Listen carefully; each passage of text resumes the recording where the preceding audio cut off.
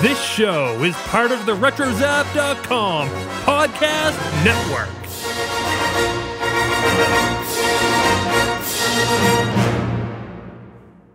This is what you can look forward to on our year-end wrap-up episode 105 of Skywalking Through Neverland. Note to self, don't have cereal before we record. So you're saying you wanted more politics? That's not regulation. I kind of like it. Give me some more Senate, give me some deliberations. You know, tell me about the banking clan. Oh, yes, and I'm going to crash later. It's going to be awesome. Everybody in Jurassic World had the idiot ball. Can I redo mine? Ladies and gentlemen, boys and girls. Listen. A billion years in the making. Welcome to Neverland. What do you know? You'll laugh. You'll cry. You'll kiss $3 goodbye. Hey, Skywalkers! Of all the shows we have done in 2015, this one will be our last. But the very first one on RetroZap.com. Yeah, our new podcast network. We are so excited to be there. And if you haven't been over there yet, go take a look. They got a lot of great blogs and articles and reviews. And once again, we are so excited to be a part of this new networking empire. Wow. Now, we hope everyone had a great holiday season and a really good new year. Now, do you know what made this such a banner year for us? What did? That everyone kept coming back to Skywalking Through Neverland. And someone was very giddy this morning. Yay. Well, since going to all the premieres and press conferences over the last month, we've met a whole new audience, so we want to welcome all the new Skywalkers to our family-friendly Star Wars Disney podcast that brings you entertaining stories from creators and fans. This is Richard, and please, everyone, say hello to my giddy wife, Sarah, who had some cereal this morning, which is why she's so pumped up full of sugar. Oh, yes, and I'm going to crash later. It's going to be awesome. Well, welcome, Skywalkers. Wait a minute, what kind of cereal did we have? Oh, we had Cinnamon Toast TIE Fighter Crunch. Oh, we both had it. Now we're on a sugar high. And the new Force Awakens cereal. Yes. What had little marshmallows in it?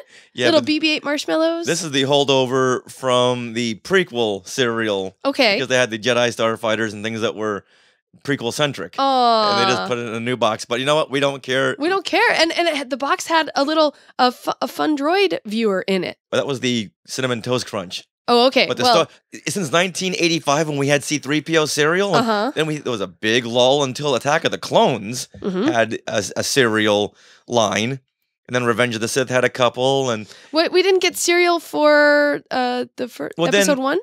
No, we didn't. Oh. No.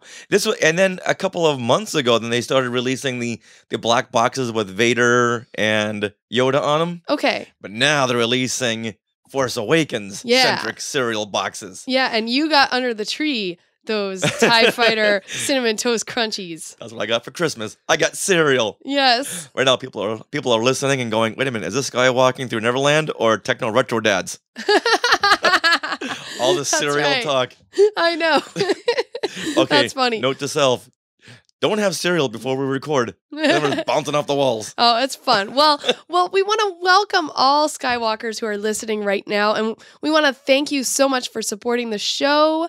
Now, if you're listening now, you're officially a Skywalker, so welcome, and we love it when you tweet at us during the show at SkywalkingPod. And when you do that, you're a tweetwalker. Yeah, you are. Now, we are recording this from Long Beach, California on December 27th, 2015. Only a few more days left of this year. I know. Well, we have a very special episode coming up. Yeah. We're going to do our 2015 year-end wrap-up. Yay! And that's always so much fun because you go over events and go, that happened this year. And that happened this year. Plus, it's a way to get together with other podcasters, and we love that. Podcasters unite. Yeah. So joining us today will be Bryn MacKinnon. From Window to the Magic podcast. Tricia Barr. My co-host on Fangirls Going Rogue. And Joe Tavano. And he is from Brews and Blasters. Or how do you say that in Boston speak? So that Brews and Blasters. There you go. So, and he also runs and owns RetroZap.com, which will be our new home for Skywalking through Neverland. Yay! Also, our spin-off show, Talking Apes TV. So we're really excited about talking with these guys and seeing what their answers are to some of our questions about the highs and lows of 2015 and where we see ourselves going in 2016. Wow. Yeah.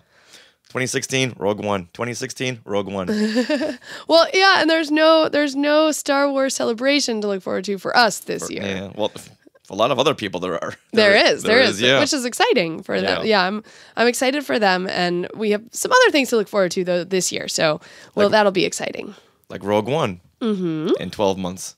Well, we'll go over that later. All right. I'm just excited about Rogue One All now. right, what else do we have on our show? Well, we're going to be talking to our good friend Donald Wicks of the Endorcast and our savior here on Skywalking through Neverland and our Facebook page. Yes. Because once again, he posts stuff before they happen. He and Joey Pittman are on it. Yeah, they are. So Donald, he took this holiday time at Disneyland Tour, and he said they had a special twist this year that we want to hear about. Yeah.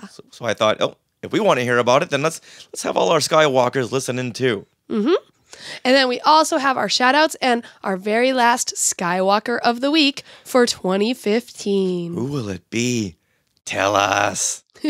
Let's go on now to Things We Want to Share. Things we want to share. Things we want to share. Things we want to share. Now on December 22nd, Sarah, you treated me to an early Christmas present. I did, and you know what? We're doing Christmas present experiences. Yes. Now, you put me in a car and said, I'm not telling you where we're going. But you're driving. And I still didn't know. Yep. Waze just took you there. And we went to West Hollywood on Melrose to Duff's Cake Mix. I thought, okay, I do like cake. Yeah.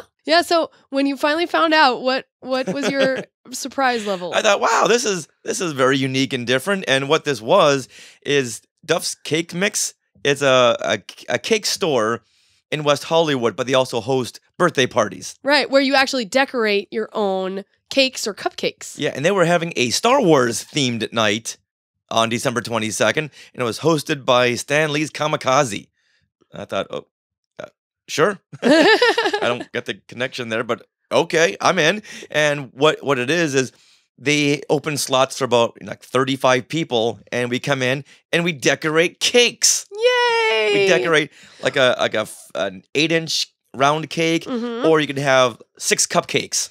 Yes. So everyone got either or, and they already had them frosted with a fondant, which is something you shouldn't eat, but I do.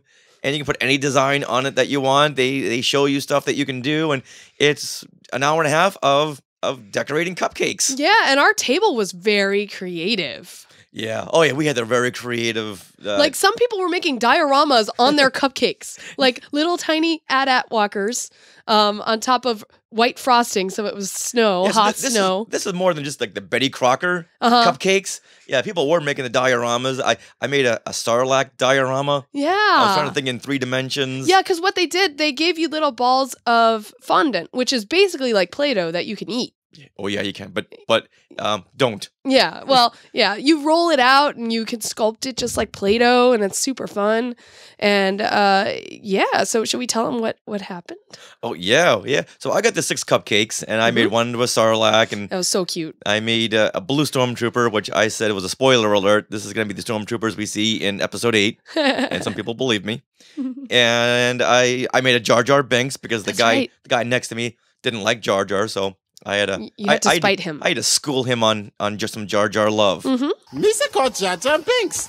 So it was really fun. But then, Sarah, you made. Well, yes. So I got the cake, and I went to town. And, I kind of like the cake better because you could concentrate on one thing for the whole time. My attention span isn't that long. Yes, so it worked. You had the cupcakes, and I had the cake. And so you happened to be wearing your new, that came that day, BB-8 Christmas in the Stars shirt. It came as we were going out the door. The mailman came and said, here you go. Yeah.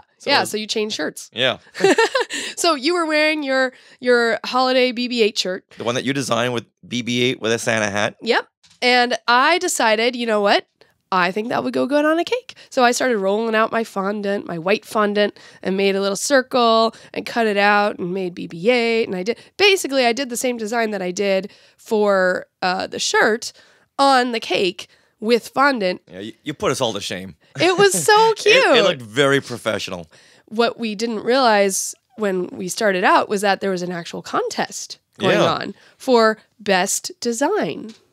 Guess who won Best Design? Well, before we do that, we were sculpting. It was towards the end, and I noticed that a lot of the people kept coming around to us. Like a lot of the judges. Right. They weren't really judges. They were just workers there, but they were charged with. Yeah. Anyway, so they kept coming around and kind of slowly walking near us, near our table. And they kept walking with a trophy right behind us. That was no spoiler there. I don't know. Anyway, so it turns out we won the cake of the night, the design of the night. I think the girl was really impressed that you took the design from the shirt. Yeah, because she actually asked me about that before. Before. And I think she may be listening right now because she was very excited to hear that we did a podcast all around Star Wars and Disney. Yeah, so thank you, and it was so fun to meet you guys.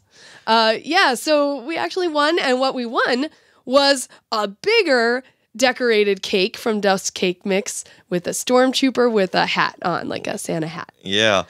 So anyone who's going to be joining us at our Star Wars marathon / birthday meetup in January 16th. That cake has your name on it. Yep. We have frozen it like you're supposed to freeze cake, and it will be perfect and fresh for your birthday, Richard. Oh, these cakes are really good, too. Yeah, they are. So we will save you a slice. So that was really exciting. Then our table was actually the best table because the other two winners, the runner-ups, came from our table, too. Mm-hmm. And one person won for, I think, that Hoth little diorama.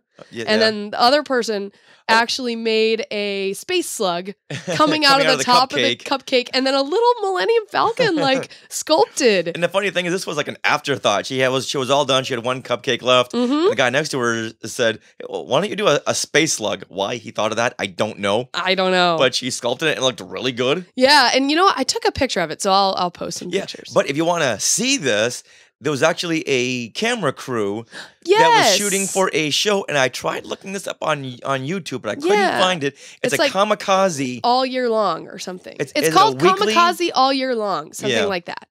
And I believe it's a weekly show. Okay. But I couldn't find it. Well, I'll look next. So they were shooting a lot of stuff, and they did focus a lot on us because we're podcasters and we're very vocal. And and they did an episode. We demand attention. So they came around to us, and we were talking, and they were very, very perplexed about my Jar Jar cupcake, but I made them show the Jar Jar cupcake some love. Okay, good. So that was very, very fun. And sweetie, thank you very much for that awesome present. I had no idea what we were doing. You're welcome. Yay. And now it's time for something I want to share. Okay. What do you want to share this week? Okay, well, as you know, I am part of the podcast Fangirls Going Rogue with my co-hosts Tricia Barr and Teresa Delgado. Now, this was a podcast that was on the Rebel Force radio feed, but we have now, like Rey, taken our first steps into a larger world, and we have our own feed on iTunes now. So when you search iTunes and search Fangirls, Fangirls Going Rogue will pop up. It's very exciting. So subscribe, rate, and review us. That would be amazing. And so I just want to give a little background on this because we are really excited about this. When watching The Force Awakens, I was so excited when I saw Rey grab that lightsaber. The lightsaber flew to her hand, not only because it fulfilled all my fangirl dreams, but because it also meant that Fangirls Going Rogue was at a perfect time to strike out on her own with this new movie, with this new female lead. I know she's a good character that everyone loves, but I mean, the fact that she's a female really, really speaks to us. So we love that. And just so you know, on Fangirls Going Rogue, this allows us greater freedom in posting episodes and also live shows from time to time, which we just recorded a live show with Richard and with Steve Glosson, who was able to post that show live. And so we recorded our, Force Awakens reactions episode. So that was really fun, and that will be out on the Fangirls Going Rogue feed this week. So we are excited, and please tune in and check that out. Oh, and also check out fangirlsgoingrogue.com, which is our new website. We are rebranding. We made a new opening bumper intro, and I'm going to be creating a new logo for that show. And then just to remind everyone that as of January, you can now find Talking Apes TV on retrozap.com. So come on over for an Urco-tastic time, and this will be the year that we uncover all of these Planet of the Apes controversies. Gary Dubin, I'm looking at you. All right, and one little piece of sharing news. I don't want to get into it fully this week, but the Force Awakens Disney Infinity playset is really fun. And don't play it unless you've seen the movie, because it follows the plot exactly. And I'll share more next week, but I've been playing with little tiny Rey, and she's amazing. I love her. She swings that staff like nobody's business, and I hope they do an update and she gets to unlock a lightsaber. That would be super cool. I'm sure she's going to. I know.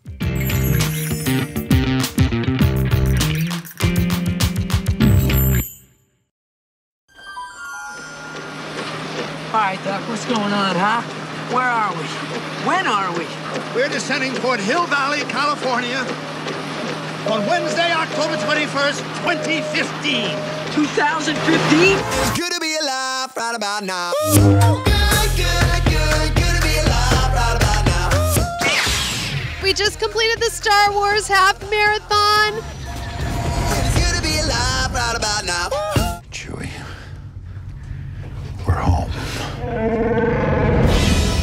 This episode of Skywalking Through Neverland is being recorded in front of a live studio audience.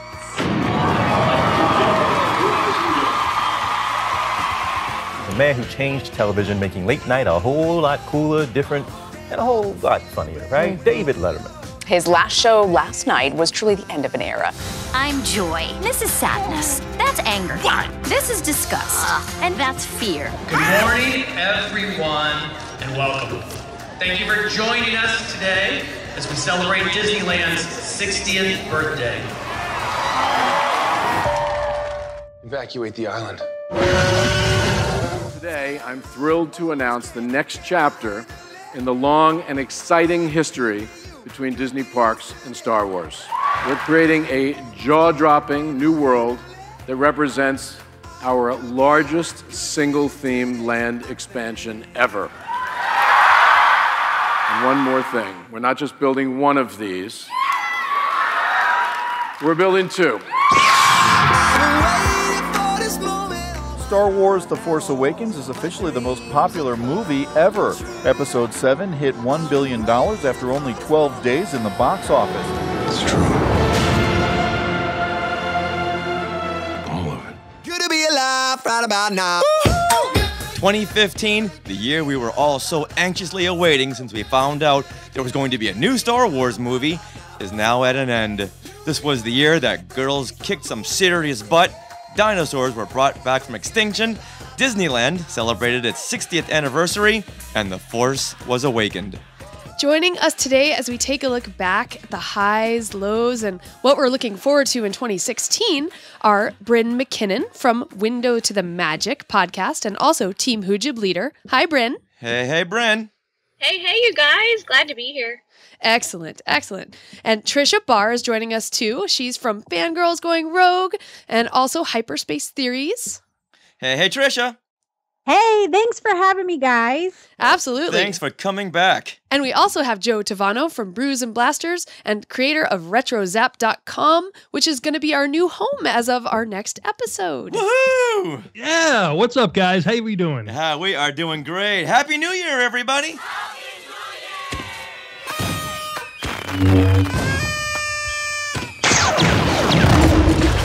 Happy New Year. Happy New Year.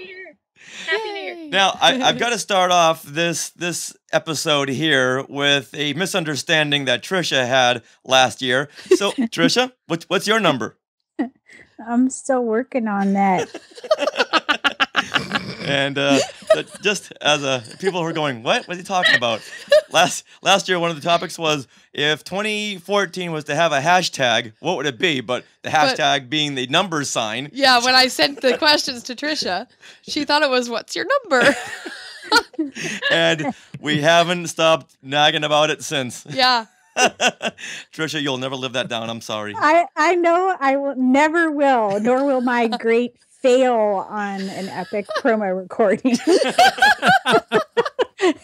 There's nothing like thinking you're so cool and then falling down. I go through that daily. So Joe, you said you've seen Force Awakens 4 times? Yes, so far 4 times. All right. Excellent. Us too. Same with us. Tricia? 5. Oh. Nice. Okay. All right. And how about you, Bryn? Just 2 times. Oh, that's so cute. Oh. Yeah, so that wraps up this episode. Let's just move, disconnect. They were a really intense 2 times, though. Okay. You know what? Okay. The more you see it, the more intense it gets. Seriously. This is true. All right, so now let's take a look back at the last 12 months just to jog everyone's memory about the big events that happened in 2015. And if anyone has anything to add or say, please do. Yeah, we'll go by month. Yeah, so now in January, we found out that Paddington was actually a good movie. A talking bear? Ooh, don't know if I like the sound of that. And I had to start that off because I got a friend who will not let me live that down. Because that was one of those movies I thought, there's no way that can ever be good. Mm-hmm. All right, Mark, if you're listening, I was wrong. And also in January, tens of thousands ran the inaugural Star Wars half marathon at Disneyland. Yay! And we saw a new George Lucas movie in Strange Magic. All right, now in February, Leonard Nimoy was beamed up into the heavens at 83 years old. At the tender young age of 83. That's true. You're killing me here. I'm sorry. I'm sorry. Well, this one won't kill you. Oh, yeah. There can be no good without bad. It's true. Moment of silence. All right. There you go. And somehow Birdman took home the Best Picture Oscar. Yeah. Can someone please explain this to me? No.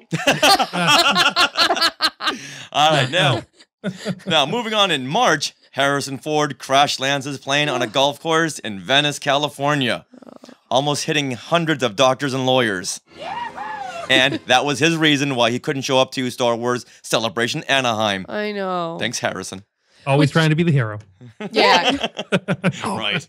We were on air trying to, when that happened, I looked at my phone, breaking news, and that was a really weird moment because we didn't know if we were going to make it a very special episode of Brews and Blasters or if it was going to be like a very somber episode. It was really weird.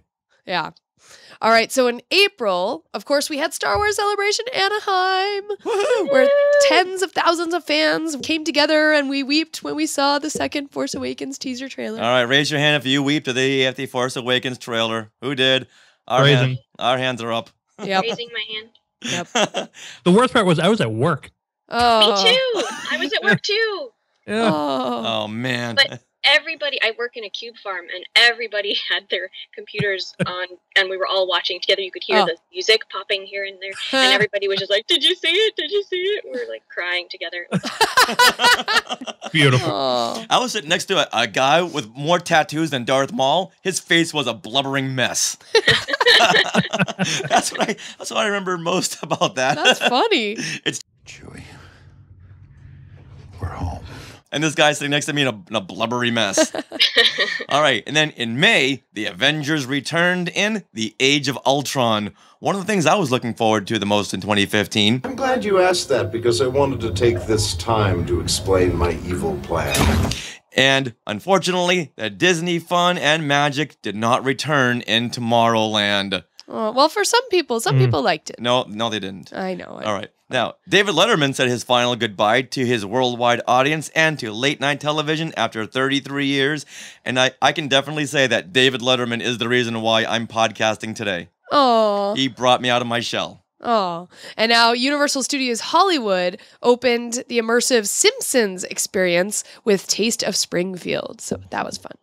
Yes. If you ever want to gain weight, please go to Taste of Springfield over at Universal Studios, Florida. And no, I'm sorry, in Hollywood. Yeah. Because you want to eat everything that Homer eats. Everything from the donuts including to giant donuts. Yeah, to the McRib sandwich. Donut. Oh, look at me. I'm making people happy. Yeah. Yeah. All right, now moving on in June. Count Dooku and heavy metal god Christopher Lee became one with the Force at 93. So much sadness. I know. Hit me with Nimoy first, and then now you get me. Chris, I don't know what to do with myself. Worked up all over again. Also in June, Jurassic World came out starring Star-Lord, trainable dinosaurs, and a high heel wearing Bryce Dallas Howard, and it became a monster hit. Someone explain this one to me. I thought this was going to be the biggest flop of the year after Jurassic Park 3. It brought out the families. Well, it did, but I thought, aren't we over this whole Jurassic nonsense? I don't. I guess I was wrong. Yeah. It's the nostalgia. It's a remix of A New Hope, guys. Don't you know? It hit the nostalgic button for a lot of people. It did. Yeah. Now, July brought us the film that Paramount Pictures did not want us confusing with Rogue One with Mission Impossible: Rogue Nation. I know. I went in there going, I thought this was a Star Wars movie. No. Do you guys recall that at Celebration Anaheim? No one could mention anything about Rogue One because Paramount Pictures thought it would be too confusing with their film. And I'm thinking, wait a minute, don't you want that to happen? That's going to double your box office if people walk in there thinking they're going to see Rogue One. Studio executives. Yeah. All right. Also in July, Disneyland celebrated its 60th anniversary. Oh, happy anniversary, happy anniversary, happy anniversary, happy anniversary. All right. Okay, August. Now, in August, it was announced at Disney's D23 Expo that a 14-acre Star Wars land at Disneyland and Disney World will be happening in the next few years. Yay! When this announcement happened, everyone just started grabbing each other and hugging each other like, we leaped up from our seats. It's finally going to happen. It was amazing. That was so exciting. I cannot wait to go back. I know. It's super cool. Yeah, and they keep moving around the date. First it was 2024, then it was 2017. Well, no, the date has never been set. It's just rumors that are moving around. Right, but first they were talking about 2024, and I can't wait that long. No. Yeah. 2024, my God. Yeah. Well, that's like the scheduled end date of all the construction, which will never end, but... Yeah, I'm sure they'll be opening up little by little. Yeah. And I think it's scheduled to first open the first attraction is 2017, which will be a gift shop. Yeah. Yep. Now, September saw the release of hundreds of new Force Awakens products being released on what was called Force Friday, and adults everywhere ran from Toys R Us to Disney stores hoping to get one of everything. And Chris and I were there. Yeah, we were. That's the night where Sarah and I were hosting that DK book. Absolutely everything you need to know about Star Wars. Yes. And here was a caravan of adults going from Toys R Us to Toys R Us in the middle of the night. We only were an hour too late for everything. Yeah, and we missed out on everything. But that's okay. I got my Constable Zufio though. That was pretty good. Yeah, I got one of those today too. If you need 100 more, I know where you can find them. All right, so let's move on to October, and J.J. Abrams premieres what he says is the last of the Force Awakens trailers during Monday Night Football. That did not turn out to be true. Not at all. And that, oddly enough, that was the night I learned what a touchdown was. That's so cute. I thought when you scored in football, you called it a home run or a goal, but I was schooled. Yep. I was schooled by Sarah. That's because I was in band. That was the longest 2 minutes ever. Yeah, seriously. Yeah. Oh my goodness. All right. Ooh, and October 26, 2015 was Back to the Future Day. Yay. Woo. Now, correct me if I'm wrong. This was a date set in Back to the Future 2. Yep. Mm-hmm. Okay. Which we watched. So I was at the movie theaters yesterday, and I saw a kid wearing the self-lacing shoes. What? I'm like, look at this kid over here. He's like 10 years old. He was wearing the self-lacing shoes. They were glowing, like lights on them, and it was amazing. Yeah. I was like, wait, Someone has cool parents, I guess. Now, was the movie you were seeing Jaws, directed by Max Spielberg? Oh, I wish it was The Force Awakens. Okay, that's even better. Yes. Now, November brought us the opening of Season of the Force at Disneyland. Yay. Which one of us has seen Season of the Force? You know, me and Disney World need to be, and Disneyland for that matter, need to be a topic of an entirely different show because I went a lot when I was a kid, but I haven't been in a long time, and it's going to be that's an entirely different topic, like Maz says. Okay. A good question for a different time. Yeah, there you go. Now, Nice. Tricia, what have they opened up in Disney World for Season of the Force? They don't call it Season of the Force. Oh. But we don't get the name. But that might be because it's a little bit more separated. Right. And everything. But everything, no Hyperspace Mountain, which I'm disappointed because that's probably the best thing ever. Uh-huh. So it's not like a Voldemort thing where you can't say it around there because they're all kind of peeved that they didn't get it at the same time? Yeah, sometimes some of the people over here are, but I mean I went, you get the same movies and you get the, all the same displays and the same things, and although I can't say that the Star Tours I didn't see the same changes. Jakku, yes, but not all the same changes that I saw with Jar Jar Binks getting run over by Star Tours. All right. November, this was another shock to me. The Peanuts not only made a good chunk of change at the box office, but hit big with kids and adults. Have we all seen the Peanuts movie? I haven't. I was surprised. I took my 9-year-old daughter, and she likes the Peanuts well enough, but she wasn't into it. But I was like, I loved it. I was really surprised. I think she's starting to feel like she's more sophisticated, and I think maybe Peanuts aren't sophisticated enough at the moment for a 9-year-old. My niece is 4 years old, and she saw it a few months back, and she got a Snoopy, like a dancing Snoopy for Christmas, and it just made me feel so good to see her delighting over Snoopy the way I used to when I was a kid. Aww. And still do to this day. That's yeah, so cute. and I love when I hear kids talking about Peanuts the way they never had before. Yeah, so that yeah. just tells me it really, really struck something with them, except for Bryn's daughter. Yeah, we won't mention her again. Oh, wow. Okay. Before social services, here's this. Sarah, what else happened in November? In November, Skywalking Through Neverland crossed the 100th episode milestone. And I think everyone here had said their little bit for the 100th episode. So, yeah, you were all guests. So thank you for that. And then in December, The Force Awakens opened, and everything else was a blur. Yes. All right, so now that we've gone over the year with some of the high points, let's go back now to January 1st of 2015. Now, what were each one of you looking forward to in the coming year? Bryn, let's start with you. Okay, I definitely was excited about Disneyland's 60th anniversary celebration. And then the Hatbox Ghost. Ooh. I believe we already knew that, or we had an inkling that he was coming back to the Haunted Mansion. That was really thrilling. And then Episode 7, definitely. But that was kind of it. I didn't have a lot of, precog information about what was coming. So those were my big three. Okay, cool. Tricia, how about you?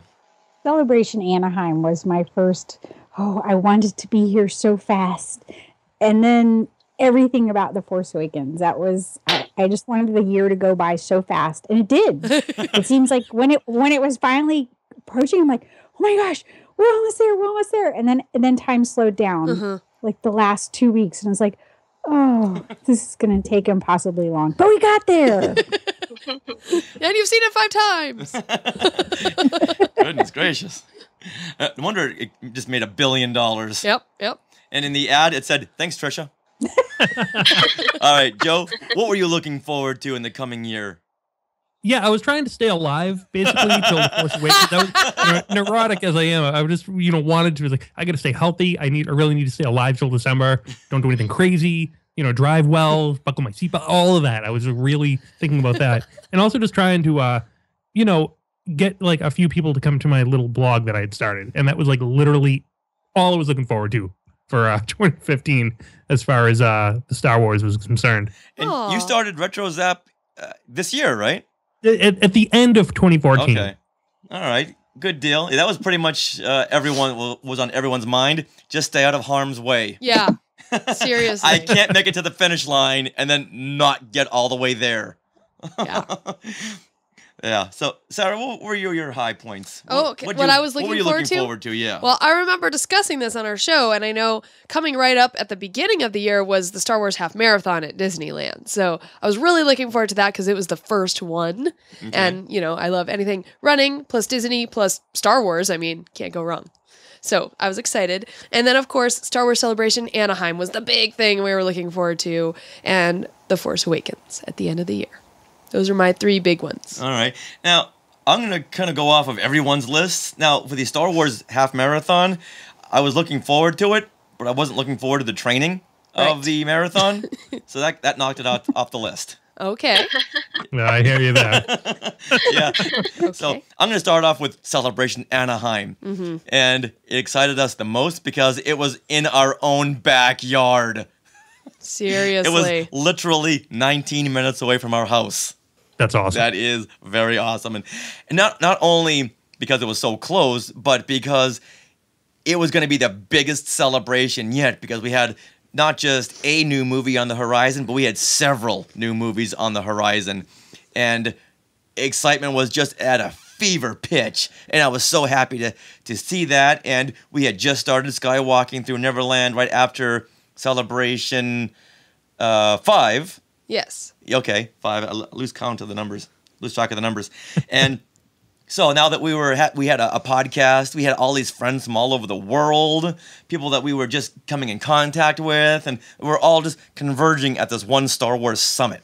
Mm-hmm. So that really, really excited me, and knowing that we were going to be up on the podcast stage. And so Celebration Anaheim, I would say number 1. Number 2, I would say the Avengers Age of Ultron. Yes. I love me some exciting. superhero films, and I love the fact that we're going to get a new Avengers movie with new characters involved, and the fact that we were also going to go to the press screening as well really excited me, and to the press junket to see all the actors. Yeah. All 16 minutes of it. And then, needless to say, The Force Awakens is on the list, but I would say even above The Force Awakens is the hype leading to The Force Awakens. Yeah.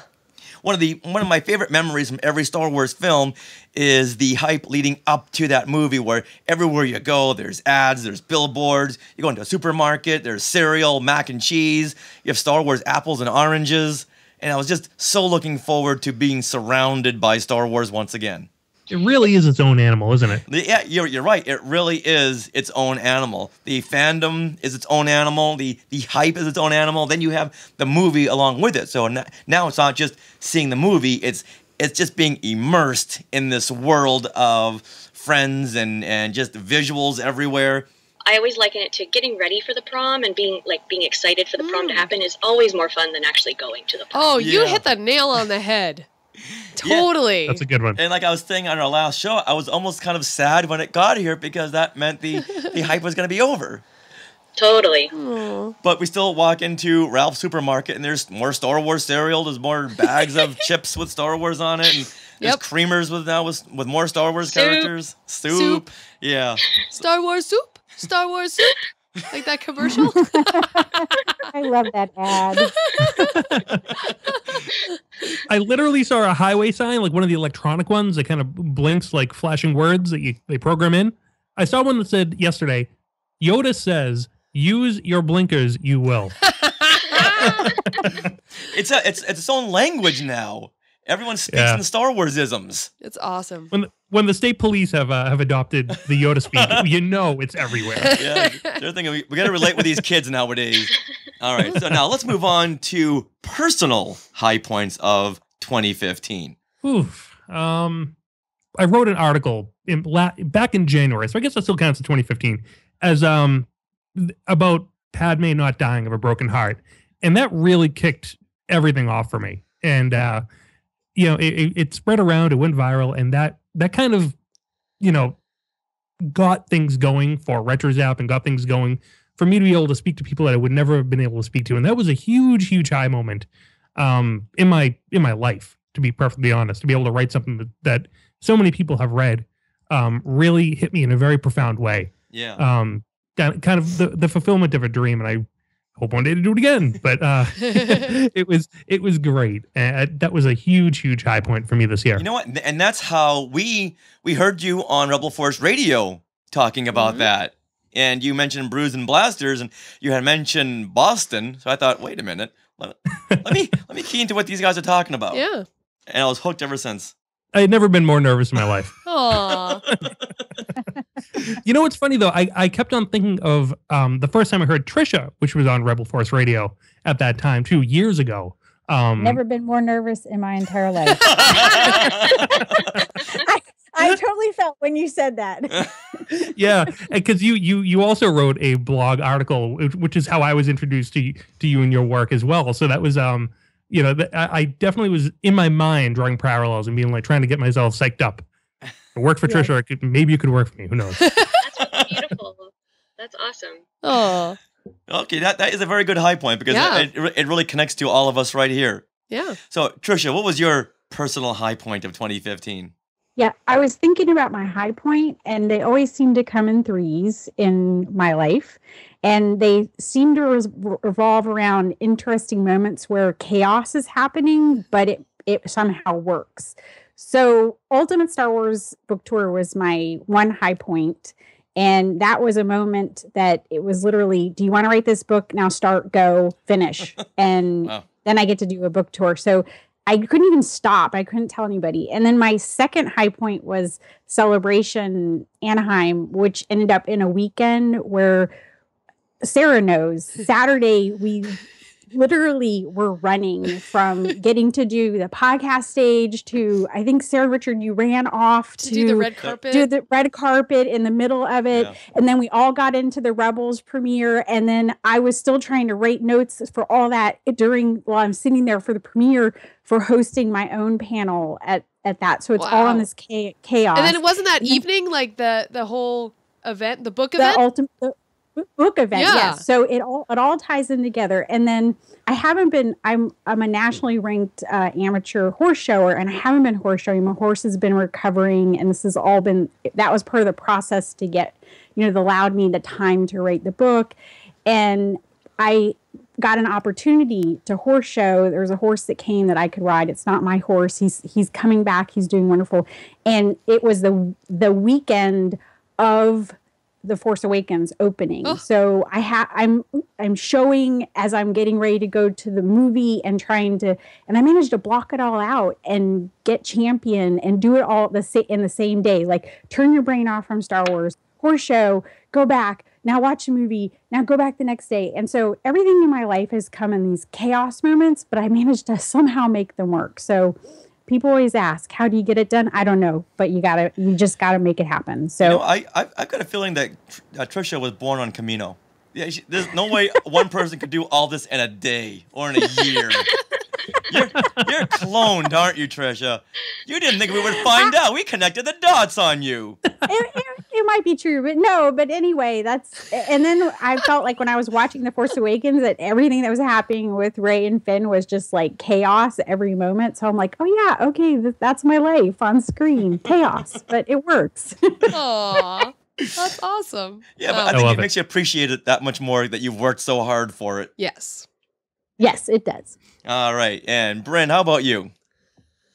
Well, until yesterday, I was going to say that, and this is sort of a small thing, but it was really a highlight, was having dinner for my birthday at Club 33. Ooh. I'd never Very been nice. there. Yeah, I'd never been there before. I really didn't expect I would ever go, kind of. And then my husband just pulled a hat trick and found somebody who could get us in, and it was amazing. It was everything that I could have ever thought and hoped for and more. And so that was really awesome. But now my real personal highlight happened yesterday when A Window to the Magic, Paul Berry's A Window to the Magic, got into the top 10 of all podcasts. What? Yeah, yesterday on the rankings on iTunes, we were number 9. Whoa. For all podcasts or whatever it's called, which was so exciting. We beat out the Nerdist. Whoa! What? I know. I know, for a few hours, and then toward the end of the day, we were at number 18, beating Mark Maron's WTF, and it was so thrilling, and so I'm so proud of the work that Paul does, and to be a part of that in any small way is like amazing. Wow. That is a huge accomplishment.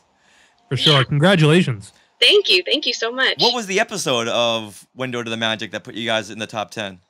You know, our most recent one was me at Season of the Force. Oh, there you go. Wow. So that may be what it was. Yeah, I don't know how those things work. Yeah, but Star maybe Wars is big. Yeah, the timeliness of it. But yeah, it was so exciting. Paul texted me in the morning, and he said, "Do you know that this is happening?" I'm like, no, what? Where do you even know? I don't know where you look. And then he sent me some screen caps, and he put it on Facebook, and my mom was really excited, and it was just really, really thrilling. Aww. Yeah, where are these rankings? In iTunes somewhere. I don't know. I never actually found them. He just sent me screen caps. All right. Gotta get Paul on the phone after this because I want to see where we rank. Of course. And he was really excited, so I don't think that had happened before. Yeah, that's awesome. At the beginning of your high points, did you decide that it was just your birthday? It was in September. It was my birthday. Oh, okay. We were gonna sing a song, but forget it now. Oh, you can totally sing. Don't let me stop you. Okay. Happy birthday to you. Happy birthday to you. Happy birthday, dear Bryn. Happy birthday to you. Woo! And many more. Oh, nice. Thank you so much. Speech. Awesome. Speech. I want to thank all the little people and all the big people and all the Jawas and all the weird people on Jakku. All right. Well, there you go. Best speech ever. Wow. All right. Now, Sarah, what was your high point of 2015? Okay, so kind of going off of Tricia's, where chaos within chaos rises the best part. Right. I would have to say that. So December 14th, we were on the streets of Hollywood, freezing our extremities off. And just, to get a chance to see the red carpet when we got the news that we were going to actually get in to the premiere and see The Force Awakens that night, as well as go to the after party. So I think that was very exciting. And then it was just chaos when the red carpet happened and we were freezing. And then the red carpet was over and we were still outside and we're like, what are we doing? And then we were rushed in to the theater and we sat in our seats and all of a sudden we're here and the movie's starting and it was like, whoa, this is happening. Right. So, but now explain what all the chaos was all about. Because we didn't know. We didn't know, and they were telling us one thing, but not fulfilling other things, and it was odd. That was why it was chaotic. Yeah, because we didn't really know until we were actually there that it was really going to happen. So.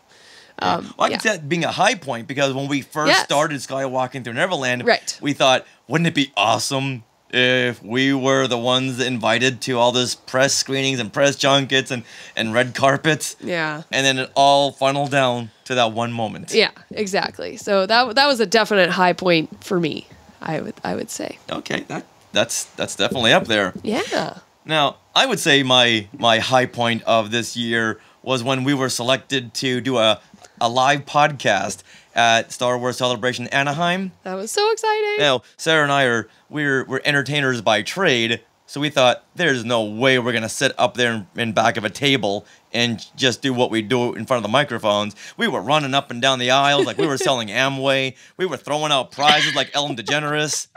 We really made this a big show. R2-D2. Games, too. R2-D2 made an appearance. We had games. We were playing Star Wars Pictionary with Randy Martinez and Denise Vasquez.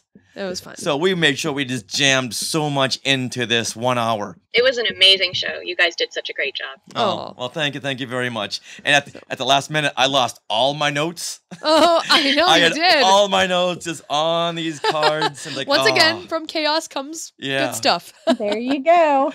But we had a great crew, and I want to thank everyone who ran around behind the scenes and really helped us out to bring that alive. And it was just so much fun performing for a packed room.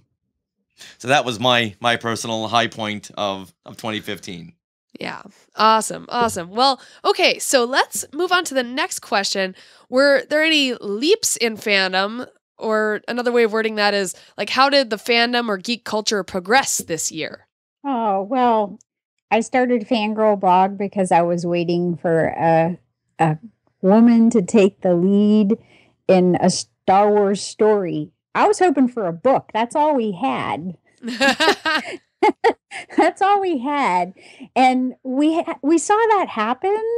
And not only that, that movie has just smashed records. And everybody in fandom has been so accepting. And I sat in a movie theater and listened to these guys sitting next to me literally woot and cheer when a lightsaber flew into a girl's hand. And that, for me, is fandom leaps and bounds. Here. There you go. Nice. Oh, should I go? You want to go? Oh, sure. Because mine's a little bit on that.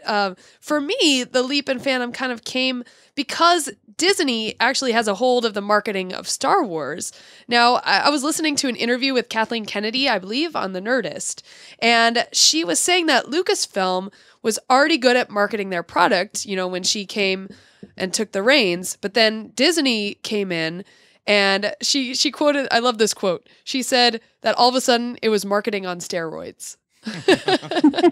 So I think Disney has allowed Star Wars to reach an even bigger audience than it would have, and not just through action figures or TV or the movies, but like different forms of media, like through apps and games, even Instagram dropping a trailer, all that stuff. So it's like this immersive approach to marketing that has helped even more kids and adults embrace Star Wars and embrace that Rey as the lead. Right. Now, you're more the social media person. Now, is this the first time that a movie has gone all these different routes just to get its hands in everywhere? Not necessarily. Like, I know a lot of Disney movies, like for Frozen and stuff, they do apps and things like that. Right. But like Star Wars, going along the line of Lucasfilm was breaking new ground technically. Like for Instagram, they were always doing square videos. Well, the first widescreen video on Instagram was the new 15-second trailer. Okay. That, and then also on Facebook, they released that 360-degree video thing. Yeah. And that was also a Star Wars trailer where you could ride, I think, what was it, Tricia? You could ride... you rode along with speeder? a Rey on the speeder, and you could see BB-8 in the wreckage if you looked. I think it was like 3 o'clock or something. Yeah, incredible that they just did stuff like that. Yeah. So so cool. Whereas Frozen may have started it, I think Lucas with Star Wars here really took the BB-8 and just ran with it more than any other film really could. Yeah, and that's partly due to that marriage of Star Wars and Disney. All right, that's a good answer. Yeah. All right, Joe. Well, thank you. I was hoping it would be good. That's a very good answer. It really did progress. Yes. Fandom. All right, Joe. Okay, so I just want to touch first on what Tricia said because, it's really amazing that, thanks to a lot of the hard work of people like Tricia and Ashley Eckstein and various others that we've got to this point where a character like Rey isn't just, tolerated, isn't just accepted, but people are cheering and people are not even to even like talk about the fact that Rey is a female character that kicks butt, to even like think that that's something to be have a negative idea about is just so far on the wrong side of history at this point. And people are just derided resoundingly if they have that idea that should not be a central focus of a movie. And I think that is just, as the father of a daughter, it just makes me feel very, very good. So I just wanted to say that. But second, what I think, the leap in fandom that I saw was pretty recent. I was at a family friends, really, they're age-old friends, and we were talking about Star Wars last week, and someone was like, something, I really wanted more politics in Star Wars. We leapt forward, I was like, wow, it's amazing how far we've come. And I'm like, well, something, I've been right there for 15 years. It's great to hear you say that. I've got to admit that I was never really the best student in school when it came to social studies and politics, and I had no idea what a Senate was or a governor. And I had no. Then came the Phantom Menace. Like, why didn't they show this when I was in high school? All right, because it was 15 years before its time, but still, now it all makes sense. A lot of people don't like the politics. Like I kind of enjoy it. There you go. It spoke to me on a whole different level. All right, Bryn, what do you have? You know, you guys have said such great things. I want to just kind of add to the discussion of female and the female perspective and female fans of Star Wars. One of the things, in addition to all the overt marketing and all the things that they've done and all the great things they've done, is that I've really noticed there's so many more actual female voices, and that kind of they're working harder to normalize female presence in things. Like I was listening to the audio of Hyperspace Mountain, and I'm pretty sure the first voice you hear when the ride starts and they're doing the chatter is a woman. Oh. Not just any woman. That's Ashley Eckstein.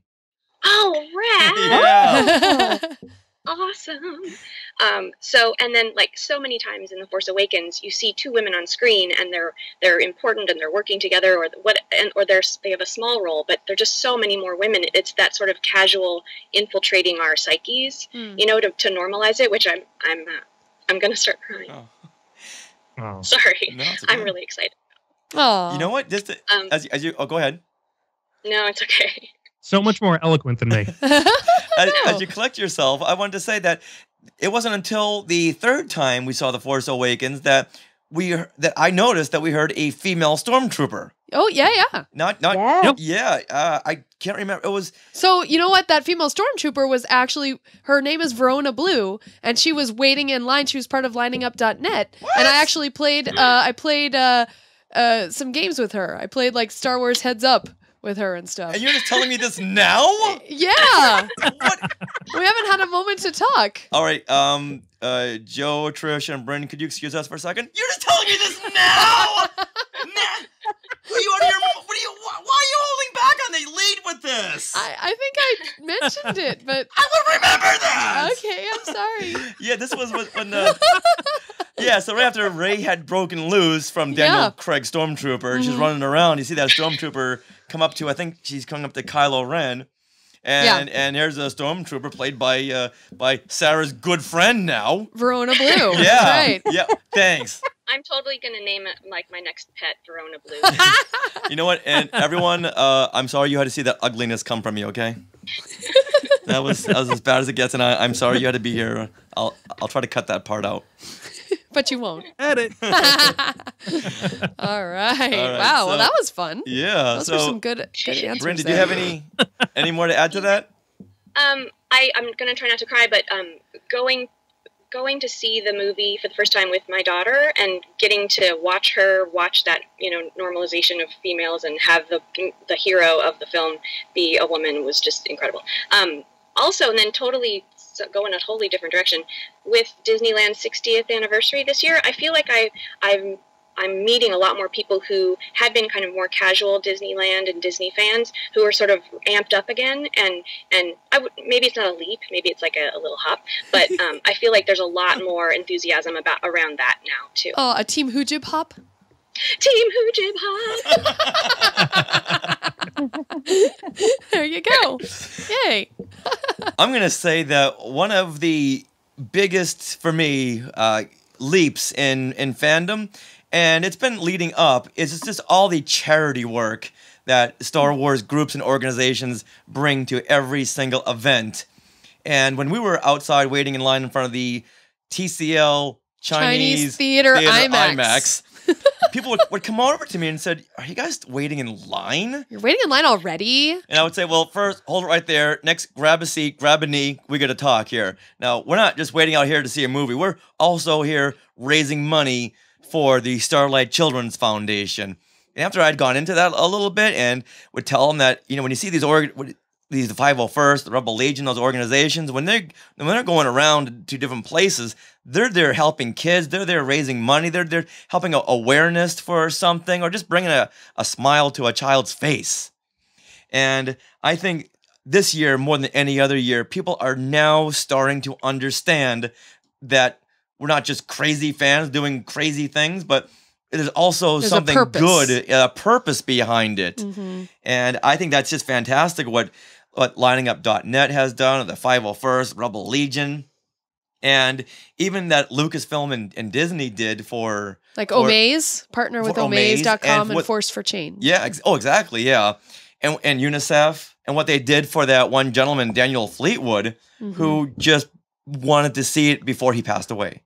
Oh. And, oh boy. That's number 3 right there. You're going to get me again. Yeah, I know. Hold on, no. Okay, Bryn, while I collect myself, you interject with something. Team Hujib rocks. There you go.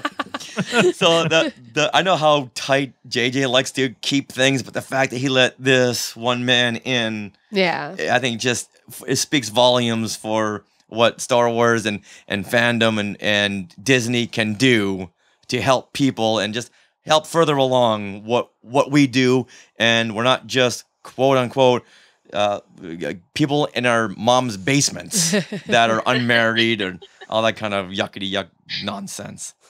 And can we kill that in 2016, please? Yeah. I think we're all married, right? Yeah. Yep. But the fact that they keep bringing that, it's like, I know. You know what? Leave that behind in like 1998, okay? Because after that, we're all professional. We all have jobs or careers or businesses. So you know what? Leave it there. And that just proves that you haven't done your homework. So leave. Yeah. All right. So that's how I would say fandom has progressed in 2015. Yeah. All right. Well, in 2015, now there's bound to be some disappointments. So let's talk about these and maybe start with Tricia. Oh, when you were doing your recap of the year and you talked about Jurassic World and how it made so much money, and I was just heartbroken when they announced Colin Trevorrow for episode 9. I know it's in the future. I know, but if anybody's watched the honest trailer for Jurassic World, it is just a storytelling disaster.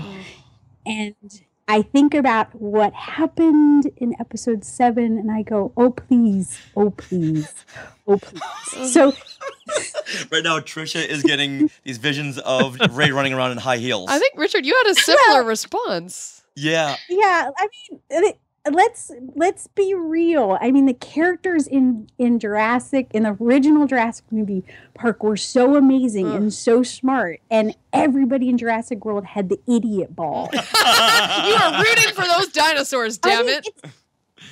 Like Inside Out when they're running around with the balls. Well, all the characters in Jurassic World were running around with the idiot ball. And I don't care if people like a movie that has everybody that's the idiot ball, but I don't want that guy directing episode 9. And that's just me saying I'm already disappointed. Aww. Maybe he'll surprise me. Hopefully KK will take him to the school of Star Wars. Yeah. My one little bit of hope is they haven't said he's writing episode 9. Right. Yeah. No, as of we know now, Rian Johnson is. That's my hope that it stays that way. You know what? When they had announced that was D23 Expo, yeah. Yes. And we were in the near the front row when they announced that. I yelled no so loudly that the host looked in our direction like, oh, what was? Oh no! Is it starting already? And it wasn't. Did you do it like Vader? That was pretty good. It was a Disney chairman. I don't know. I forget who. Yeah, it was not Bob Iger. It was like the second in command guy. Yeah. I don't know his name. His head just looked right over in our direction. I'm glad I'm not the only person, because sometimes I'm like, when I was like, no, people are like, but he's awesome. I'm like, but no. Right. You know what? I think John Carpenter's available. Have him directed over Colin Trevorrow. George Lucas back. Yeah. Oh yeah. Well, correct me if I'm wrong, but I mean, Richard Marquand did not have a ton of accolades or a huge experience before Return of the Jedi. So there may be more, there may be something that he can do with this. And as long as there's light, there's hope. Yeah, let's run with that. He said with little hope in his voice. All right, Joe, what were your disappointments for 2015? Oh man, it's hard for me to dwell on the disappointments. I'm not someone who tries to keep those in my heart too much. I really don't like to let them dwell. But I mean, if I have to really think about it, I'm not, nothing. This doesn't, apply to the books at all, because pretty much all the books that I've read this year, in terms of Star Wars books, have been fantastic. I mean, Tricia's book was fantastic. I really liked, I liked Aftermath. I've liked everything that Greg Rucka has written, but I think the marketing around Journey to the Force Awakens left a little bit to be desired. I have to say that. Right. Because I felt like I was looking for more in terms of tying the actual, the state of the galaxy to what we're going to find in Episode 7. And I think that the marketing pitch of selling these books was trying to sell us that, but what we got were in most cases fantastic character stories that were very tight, and they were telling a story that could, for most parts, be applied to any point in the Star Wars saga. And I think that hopefully they'll learn from that and pick something up from that. And when they're trying to connect a span of time, that they'll do a maybe a little bit better job describing that. So you're saying you wanted more politics? I never complained. I love it. Bring it on. Bring it on. I want to hear all about it. I love it. Educate me the way public school couldn't. And I learned plenty about the Senate. I learned plenty about the Republic when I was at Revere High. So that's all right by me. Give me some more Senate. Give me some deliberations. Tell me about the banking clan. I don't know. Whatever. I'll take it all. Yeah, you know what? And you know what? The real estate clan has been very quiet up until now. Well, they're already raising interest points, so they want to stay under the radar. Yeah, you know what? Let's sell all the property we can in Alderaan quick. Oh. Get that or the Hosian system for this. Oh, too soon. Yeah. Right. Okay, Bryn, how about yourself? What disappointed you in 2015? The only thing I can think of is #Where's Rey. With the movie coming out toward the end of the year, and me doing frantic Christmas shopping for my children, trying to find, and also missing Force Friday because I just was lame. Hard to find just a large quantity of Rey toys I found. So that was kind of my disappointment. Oh. That's interesting coming from your perspective. Huh. And I wonder if it's because I didn't get out there early enough and maybe stuff disappeared, or if there were, I don't know, if they weren't making, it seems like they didn't have as many of the toys of her as they did of other characters who are male. Yeah, Kathleen Kennedy mentioned that she was in an interview with, I think it was Vanity Fair, that she was having trouble getting them, the licensees to come on board. And so, she wasn't even in the Millennium Falcon set for Hasbro. Exactly. Oh, that's lame. Yeah. Oh my goodness. Yeah. Can I redo mine? Because I was very disappointed with the way the Hasbro rollout of the action figures went. I was very, very disappointed to this day. Seeing empty shelves is making me furious. Yeah, and even a lot of boys are saying that, I know Captain Phasma is a female, but looks has got a great uniform, and a lot of boys are connecting with Captain Phasma. I think that's as, when you're a little boy, you just don't want to be seen holding a little girl doll, because then the things start flying on the playground. But I think with The Force Awakens, the more they are playing with the Captain Phasma toy, that'll be a gateway over to Rey. Absolutely. And actually, I have a 5-year-old boy, and he's pretty boyish, likes to fight and lightsabers and stuff, but he's so into Rey and into Captain Phasma. When we first found out that Captain Phasma was a woman, I said, oh yeah, no, actually it's a woman, and he was like, cool. And he's in there with Rey too. He's as much into Rey as my 9-year-old daughter. Oh, good. I think this generation will be, this is a good thing. Yeah. It's changing. I'm hoping this generation will not care if it's a male or a female, but just like the story itself and the character itself. Yeah. Yep. Yeah. Totally. All right, Sarah. All right. Well, this kind of leads into my disappointment, and I had a few other things, but I'm going to go with actually the character of Captain Phasma. All right, so going back to you, Joe. I love the look. I thought that was, if I was going to get any Black Series figure, I think I was kind of gravitating toward that one. And then I saw the movie. Yeah. Okay. And Captain Phasma orders the slaughter of a village. She, you know, like she has like point. 3 lines, and it's not very good. Like I don't like her character. Like I actually say, like thinking about it, it's like, yeah, I don't like Captain Phasma. I'm glad I didn't get a Captain Phasma purse. You know, is she one of the characters that you love to hate? No, not even that. Because to me, she wasn't enough on screen enough to like have any redeeming qualities. Like it, and when she was on screen, she was so overtaken by Chewie and Han and Finn right away. You know, she didn't try to get out of that. Like she has this armored suit on. You'd think she could think up something to do to get out of that. I totally agree with you. I was so ready to love Captain Phasma for being bad and being, you know, awesome. And I was like, what happened? Where did that go? Yeah. There's nothing. Yeah. Boba Fett-itis. Yeah. She's definitely Boba Fett, because if you think about what he does in the movies and what people think of him, it's, you know, Boba Fett really isn't all that. Yeah. So, you know, it's kind of that way. But I, you know, she's probably on the cutting room floor along with the politics. Yeah. I agree. Yeah. So what Captain Phasma should have done is just stood around like Boba Fett. With the cocked hip.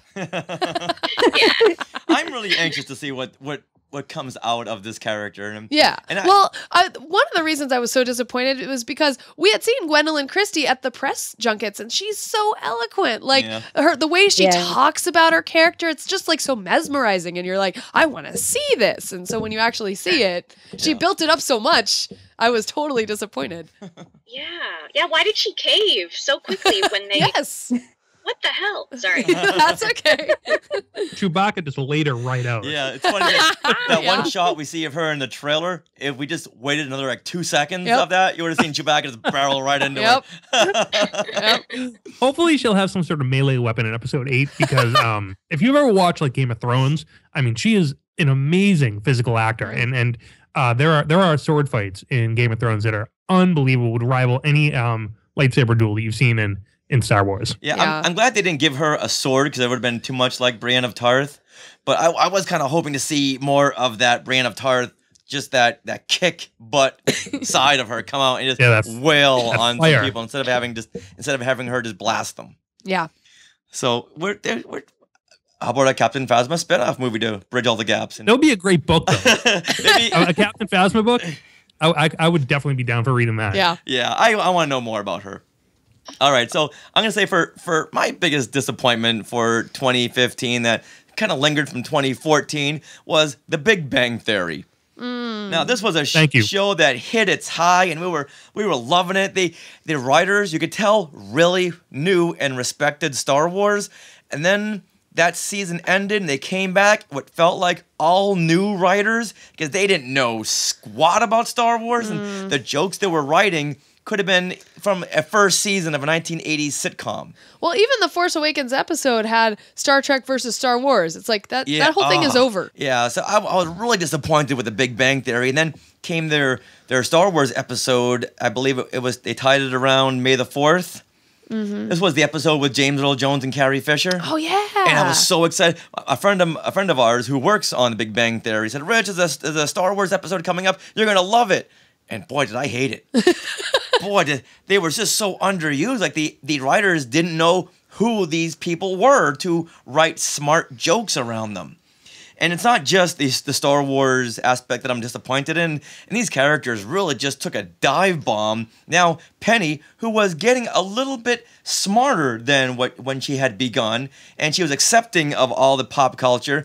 And now these last 2 seasons, they just ripped her out and put her into season 2, Penny. She's dim-witted, she's dumb, she hates pop culture.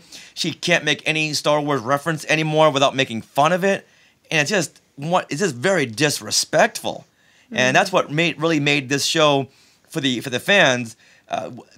We accepted it because the writers respected what they were writing about. And now they're just sitcom writers trying to pull a funny out of their butts. Tell us how you really feel. Well, there you go. So it's a big disappointment because it was riding high for so long. Then everyone got their contract renewed, and they all were making like a substantial amount of money. And now they just said, you know what? We don't even care anymore because we're under contract. We don't have to care. Okay. CBS, hope you're listening. And Chuck Lorre, don't do to this what you did to Roseanne and just bury it down to the ground until it was a show that when you remember it, you remember it because it was just so bad toward the end. Yeah. Pull a Seinfeld. Pull out when you're on a high. Okay. Now I'll get off my soapbox. Okay. All right. Well, let's get into some fun territory here. Were there any surprises in 2015? And let's see. Who wants to go first? Let's see. How about Joe? Oh, man. Surprises, huh? Yeah. You know, I don't know. I mean, there were surprises in The Force Awakens for sure. I mean, I think that's it. But we had so much to look forward to. I feel like I didn't have anything kind of pulled out from under the rug, you know, in the meantime, in the months leading up to The Force Awakens. It wasn't something that kind of hit from left field on my radar, or at least that I can remember right now. Okay. So this one's a tough one for me. Surprises. I mean, yeah, I don't know. Right. It's well, yeah. So why don't you think about that? Because I think once you hear everyone else talk, something might jar your memory. Yeah. So, Tricia, what was your big surprise of 2015? Something that you just didn't see coming? Going to LA for the Force Awakens press conference and the day before getting to do the backstage tour Season of the Force. That was just woohoo! That like how close were we to Harrison Ford? I know. Whoa. And his grinning. And his grinning. I mean, it was so. I can't even hardly talk about it now. It was just like, and I have that great shot when Richard asked the question in the press conference, and they were all looking because it was Richard and then Sarah and then me. So they were all looking at him asking the question, and I'm just snapping with my camera, going click, click, click, and I'm thinking, well, I hope that sound isn't on their recording, but I don't care because they're all looking at us, and these are the best photos. Oh, so, you need to share those photos. Yeah, where can we see those? Yeah, really, Tricia? Some of those are on Fangirls Zone, my Facebook page. Okay. So yeah, but they're all looking right at us, and yeah, that whole day was incredible. Richard, didn't you shake his hand? Yes, I did. Something? He was walking right by us, and I thought, you know what? Don't think about it. Just do it. I stuck out my hand and said, thank you. Yeah. I didn't know what I was going to say. Just a general thank you. And he looked at me right in the eye and said, thank you. When in doubt with famous people, thank you always works. Yeah. Don't ask him and for then, anything. you know, I did a oral history interview with a woman who was a professional when Star Wars came out. She was a working woman, and she was talking about they would go to these conventions and have classes with Larry and Richard, and I was like, Larry, she's like, yeah, Larry Kasdan, and she's talking about this, and he's one of my icons. So we were all out there by the little ice cream. They had these, different licensees, and I hear this voice because I've listened to everything that Lawrence Kasdan has talked about storytelling, because he is a god about that. And I hear this voice, and I'm like, oh my goodness. And he was right there. I was even closer than Harrison Ford, and I couldn't even function. So that was like my little surprise. I couldn't even manage something to say, hey, I think you're awesome, but oh well. That's what happened. Actually, what happened to me, Finn, John Boyega. Well, I was going to meet you guys waiting in line to get into the press conference, and I was kind of going one direction, and this group was going, we were going to meet in the middle, and all of a sudden I found myself walking next to John Boyega. I looked up, and he was right there. I was like, and then like you, Tricia, I didn't say anything. I just kind of took, I was like, oh, and I smiled, and then I took a step back and let them kind of go ahead. But it was really funny. For 2 steps, I was walking next to John Boyega. And what Sarah's not telling you is that a second later, she was hanging onto his leg, and she was dragging along as he's trying to walk. No, that was both of us doing the fangirl flail over Mario Lopez. It's true. We're there for Star Wars, and BB-8's really cute, but it's Vader. It's his dimples. Oh my god. and I think some of the people didn't even know who he was, so they're like, yeah, why are they going all crazy? Never mind. It's Slater, man. Those are the best dimples money can buy. They ain't money, man. That's him. That's I crazy. stare at them every time I see him on TV. I just stare at those dimples. How can they be so perfect? I don't get it. I know. It's crazy. They're professional dimples. Yes. All right, Bryn, what was a big surprise for you in 2015? You know, I've been trying to think about this, and I do feel like the power that Inside Out gave us to talk about feelings, like how well and how facile they were with helping. Like, I know they've given kids this vocabulary to kind of talk about how they're feeling, and I think what that, maybe unexpectedly, maybe they knew what they were doing, but what that can do for, you know, mental health in this country. Oh yeah. That was really a delightful surprise for me. Yeah, that's a great one to bring up. I love that. Yeah. Now, Sarah? Okay, so for me, it was actually, you know, you see Harrison Ford on press tours for any other movie, and we've actually been in a room with him when he was talking about 42? The movie 42? Yeah. And he's just all slow and plodding and very, like, not thrilled to be there. Just did not want to be there at all. Yeah, and so, like, for these press tours for Force Awakens, he's all into it. He's talking. He's like excited. He's funny. He's Happy Harrison. Yeah, and that was like my biggest surprise, and of course my delightful surprise. And then you know why? Figure out why. No, I don't believe that. All right. Well, I think he does generally like the movie. Yeah. But I you know, like maybe if this was his last hurrah. All right. Spoiler alert. In The Force Awakens, we see the end of Han Solo. Right. Now, you're thinking because he knows that this is it, that Maybe he can be happy and cheerful and kidding around because he knows he's not going to be asked back again. Right. Well, but I'm sorry. I just don't. I think because it's Disney, it's Kathleen Kennedy, who he's known for decades, and he sees what Star Wars is really doing for the fans. You think he's actually turned around? I think it's like someone made the analogy once. It's like a college reunion. You don't want to go back to your 5th college reunion, right? But come the 30th reunion, it's like, hey, you know what? Let bygones be bygones. If I was mad at this person, or if I was mad at my college for this or that, time heals all wounds. Time heals all wounds, and let's go back and see what people are up to. Okay. I think that's a good analogy. I wish I could give credit to whoever said that, but I think the same thing was with Harrison. That after all this time, you know what? Psh, right. I'm in my 70s. I'm married to Callista Flockhart. Let's just do this. I mean, I'm hoping that's the case, but yeah. Well, and just remember that Kathleen Kennedy said that everybody at the London premiere was coming back. Yeah. They wrote the script without knowing that he was signed on for 3 movies because they had to decide to kill him. It wasn't like they're like, we only get him for 1 movie. And he fell in a shaft. And in Star Wars, that never signals death.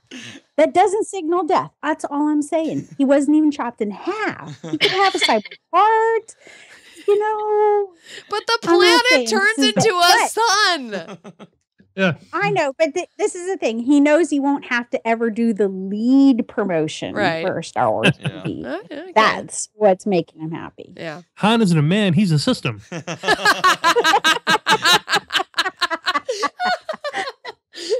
And he is now.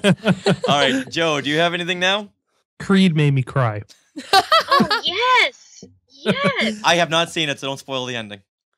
It really surprised me in how emotional I was able to, get at a 7th Rocky film. But that movie really hit me in ways that I was not expecting. I thought it was going to be great. Thought it was going to be fun. I was really interested in it. I've always liked the Rocky films, but man, that movie hit me on a level that few movies do. And yeah, that was a huge surprise to me. Nice. I am right there with you. I was amazed at how much I liked that movie and how emotional I got.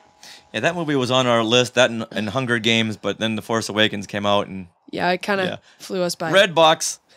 All right. Now, for me, for 2015, a couple of surprises. Like I was alluding to earlier, I did not think Jurassic World would make more than $50 million. That was just such a total shock. And then it became like the biggest movie of the year up until December 18th. Yeah. I was just surprised the heck out of me. Along with that, I would say, like you just said, Happy Harrison, so I'll take that off the list. Yeah. But the big surprise came at D23 Expo when whoever it was on stage said, "Oh, do you guys want some good Star Wars news?" Yeah. And they revealed Star Wars Land. Today, I'm thrilled to announce the next chapter in the long and exciting history between Disney parks and Star Wars. We're creating a jaw-dropping new world that represents our largest single-themed land expansion ever. And one more thing, we're not just building one of these, we're building two.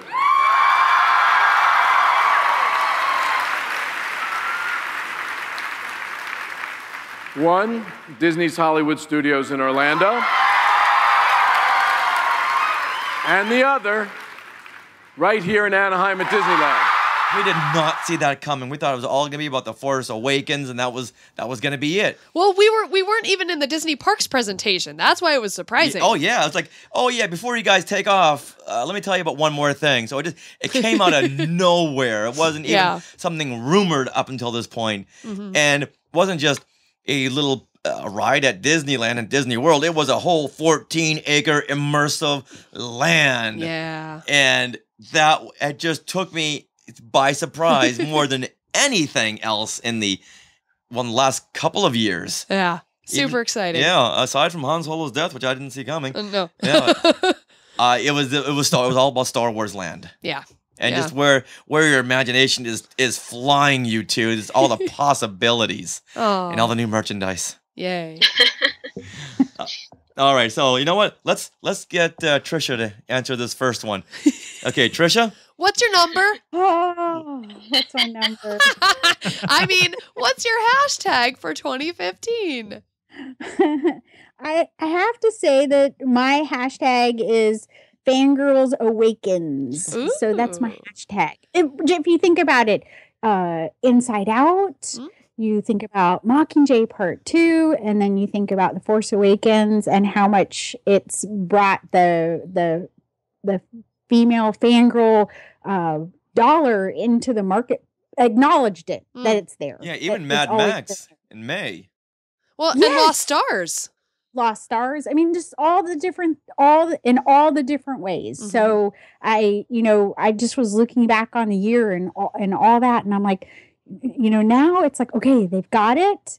And, Frozen was part of that big breakthrough, maybe where people realize that there's kind of chaos in it. But it's always been, if you think about all these classic big number movies, Wizard of Oz, Sound of Music, Titanic, Terminator, that have great female leads in them. And this should not be surprising. Good answer. Nice. All right, Bryn, what is your hashtag for 2015? This was hard for me, but I think I'm going with hashtag fangirl flail. Nice. It's like a personal thing, plus sort of the world is fangirl flailing right now, which is awesome. And also, it also is hashtag female fan arms. My delightful 9-year-old, who I do love and think the world of. Aww. Of course you do. All right, Joe, what is your hashtag for 2015? Oh, I got two. Okay. First one is Team Oppo. All right, we've made Oppo Rancis our patron saint over at Brews and Blasters. For those people who don't know Oppo Rancis, give them a little background on who this is. Oh, he's the Snake Jedi Master. Yeah, he has 4 arms. He has a beard. He's amazing, pretty much. And And you see him in Phantom Menace for a couple of seconds. Yeah, that's true. He's literally iconic because we give out an icon of him every episode. We give out an award. That's so cute. Yeah. The second one would be hashtag Coyote Monday, which is the holiday that we invented over on the show too. So it's very serious, very very serious, distinguished holiday. Every Monday is Coyote Monday. You want to have fun. You want to celebrate your love of Star Wars. Hashtag Coyote Monday. Nice. Monday. All right. Nice. Yeah. Sarah? Okay, so my hashtag is a little more personal, and it is kind of going with the female fandom, but it is hashtag Rey Awakens. And that is because, for me, I have a feeling she's going to be a big part of my Star Wars fandom going forward. I mean, usually you imprint on characters when you're young, like Belle or Little Mermaid or something for me when I was little. But when Tangled came out, I was 29, 30, and here was a Disney princess I finally completely identified with. So she became my favorite, and she trumped Belle and Little Mermaid, even though I was 30. Well, Rey now, she's like a fulfillment of my inner desire to see Leia in all those EU novels actually pick up a freaking lightsaber and do some Jedi training. And so here's Rey, who actually embodies that, and she's like the main character. You know, it's not just a Jedi like Isla Secura, who we don't really know, or, you know, like seeing that, but it's actually Rey in a film that's not, you know, in a, what do you call it, a live action movie, you know, picking up that lightsaber or having it fly to her. So that right there is like hashtag Rey Awakens. I'm so excited. And it's interesting you say Tangled, because if you were going to put Rey into a fairy tale, that's the closest one she would align to. Ooh, see? Yay. Yeah. Character hidden away. Yeah. I always thought Tangled was kind of a mix between a Disney princess film and Indiana Jones. Thank you. Indiana Jones film. Yeah. It's such an adventure. Yeah. That's true. It's a very adventure story. Okay. I'm right there with you, by the way, on identifying with Rey. I'm 43 years old and totally, completely in love with her and want to be her and, you know, dressing as her as often as I can. I think the whole world has fallen in love with Rey. Mm-hmm. Men, women, everybody. For sure. I mean, Daisy Ridley is a star born. Yeah. For sure. Yeah. I mean, and this is something you don't really get in movies, like whereas in the 80s, if someone like Michael J. Fox was in Back to the Future, which was huge, no matter what he's in, Teen Wolf or whatever, that other movie was going to make $1 billion because of the star power. And we really haven't seen much of that lately. Even when the kids from Twilight, Team Jacob, him and the other guy. They try to do other movies. The fans just didn't follow. Those big stars over there. Who's he with? Unless you're talking Chris Pratt in Jurassic World. Yeah. All right. Yeah. Yeah, in an age where you know, studios are so in a world where studios are so hesitant to risk anything on a movie, to have a virtually unknown stars like, you know, Daisy Ridley and John Boyega, who had done, you know, a few films. And Daisy Ridley, this is really her first major film. Yeah. Especially in a starring role. Her first major anything. Yeah. To really just to take off and deliver such a gripping, powerful performance. It's truly, truly remarkable. So I think her star power from Star Wars will follow her to her next films. And she's being flooded by offers as we speak, I'm sure.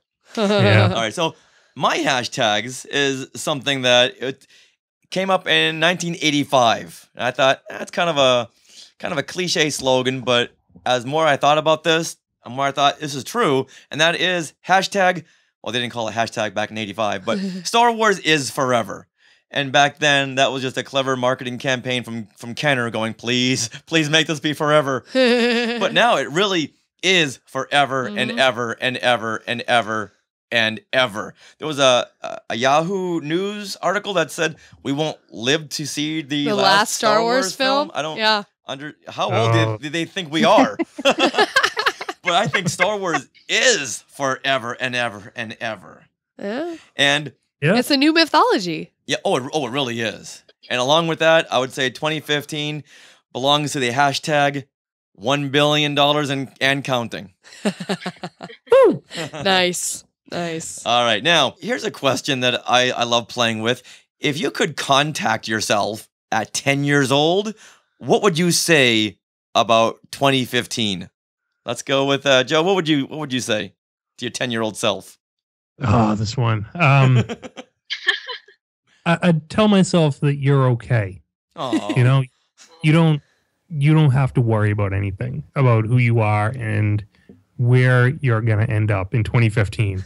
It's going to be all right. And you don't have to worry about what you like being judged by others. And I think that's kind of an important thing that kids tend to forget. And I definitely tended to forget as I got older into my teens and wanted to be noticed by certain people and certain, genders? You know, people of the opposite gender. Yep. And I definitely let certain aspects of my personality slip by the wayside. And I didn't really come back to them until I was, in my 20s.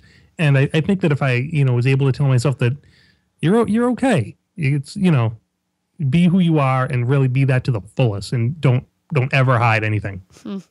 You know what? I'm gonna go next because that's what I had written too.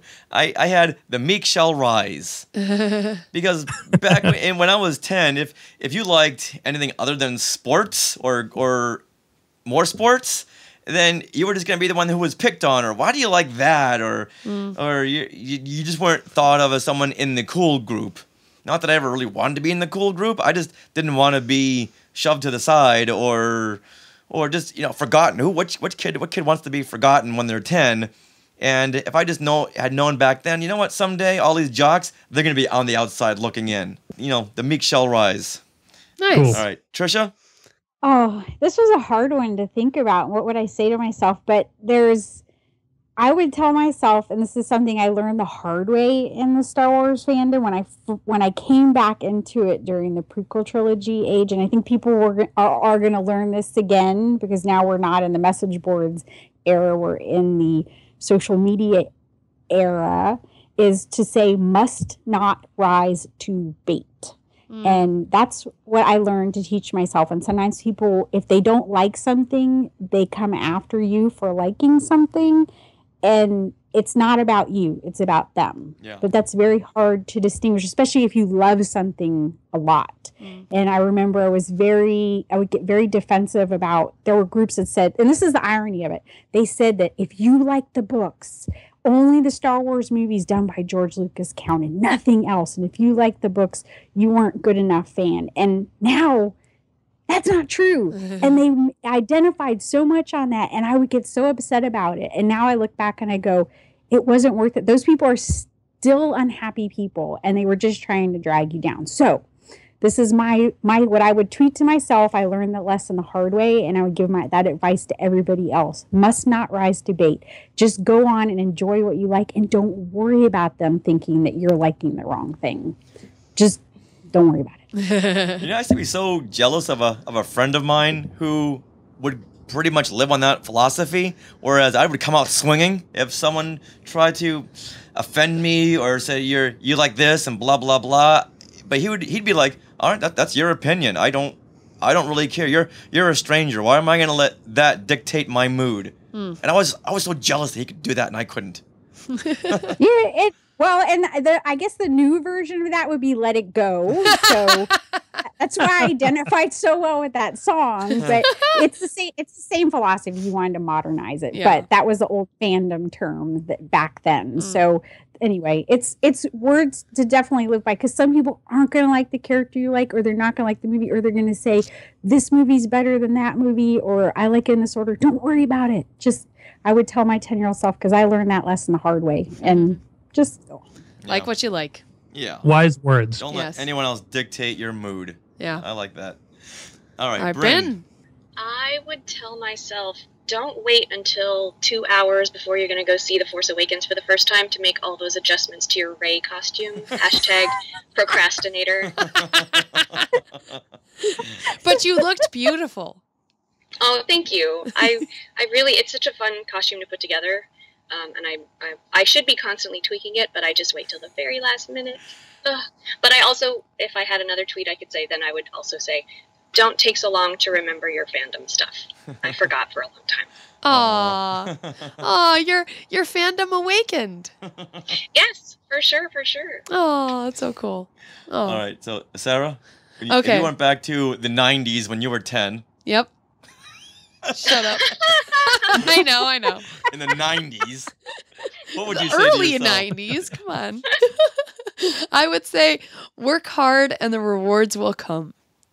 That's what I would say to myself, because I was always kind of like a little bit lazy. So I would want to watch a movie or read a book over doing something. But now with this podcast, I kind of learned that working hard and working hard on stuff that you like actually brings in big benefits. So it's totally worth it. That is what I have learned. All right, good deal. Now let's look ahead to the future. What are we looking forward to in 2016? Tricia, what are you looking forward to? Oh my gosh. I think I have to run a 5K. Ooh, that's right. Oh, in April. Yes. Is that right? Yes, except I'm going to skip it. Skip it. As in skip it. No, I'm not skipping it. I'm going to skip That's right. through it. That's right. And we will be there with you. Yeah. We'll be right looking there. forward to the get together that'll happen sometime after that, right? Yes. You can do it. Yeah. By the time you're done, you'll be like, that was a 5K? That's so easy. And that was a 5K. And I'm looking forward to Celebration Europe because crazy times overseas. I can't wait to see your tweets from that. Yes. And everything Fangirls Going Rogue. So yay. It's a new age. It really is. Yeah. Awesome. Well, you know what? I'm gonna jump in here because that kind of dovetails with mine. I am definitely looking forward to the Star Wars Half Marathon Dark Side in April, which we'll see you, Tricia, and we'll see a lot of Skywalkers there. And one of my favorite things, I'm looking forward to getting the Kessel Run medal in my hot little hands because it is a Millennium Falcon. Yeah. It's a Millennium Falcon. I'm so excited. Does it have a square radar dish or the round radar dish? You know what? I didn't look, but it's a Millennium Falcon. Oh, yeah. Oh my God. Okay. So I'm excited about that. And I'm excited about possibly attending some press events for Rogue One and a Skywalker meetup for Rogue One. So those are my things I'm looking forward to. Nice. Bryn, what are you looking forward to in 2016, next week? Right? It's so soon. I am definitely looking forward to the Skywalking Through Neverland meetup during, is it called Star Wars Half Marathon? Yeah. Here? Yeah. Yeah. That was really fun for me last year, and I'm really looking forward to it this year. And we have a good cake. We have a good cake? Awesome. Yeah. I'd like when you listen to this show, you'll see what she means by that. Okay. We talked about it earlier on in the show. Yeah. Oh, right on. Okay. Wow, it's a long one. I love it. Then I'm looking forward to seeing Rogue One.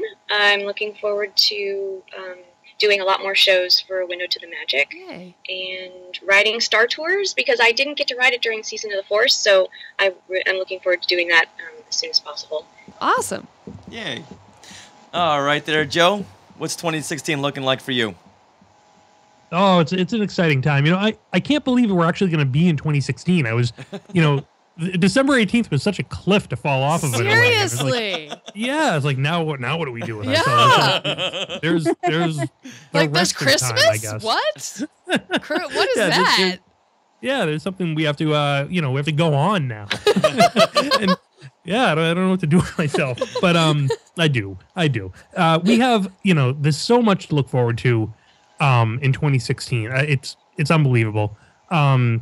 RetroZap there are huge plans for RetroZap in 2016.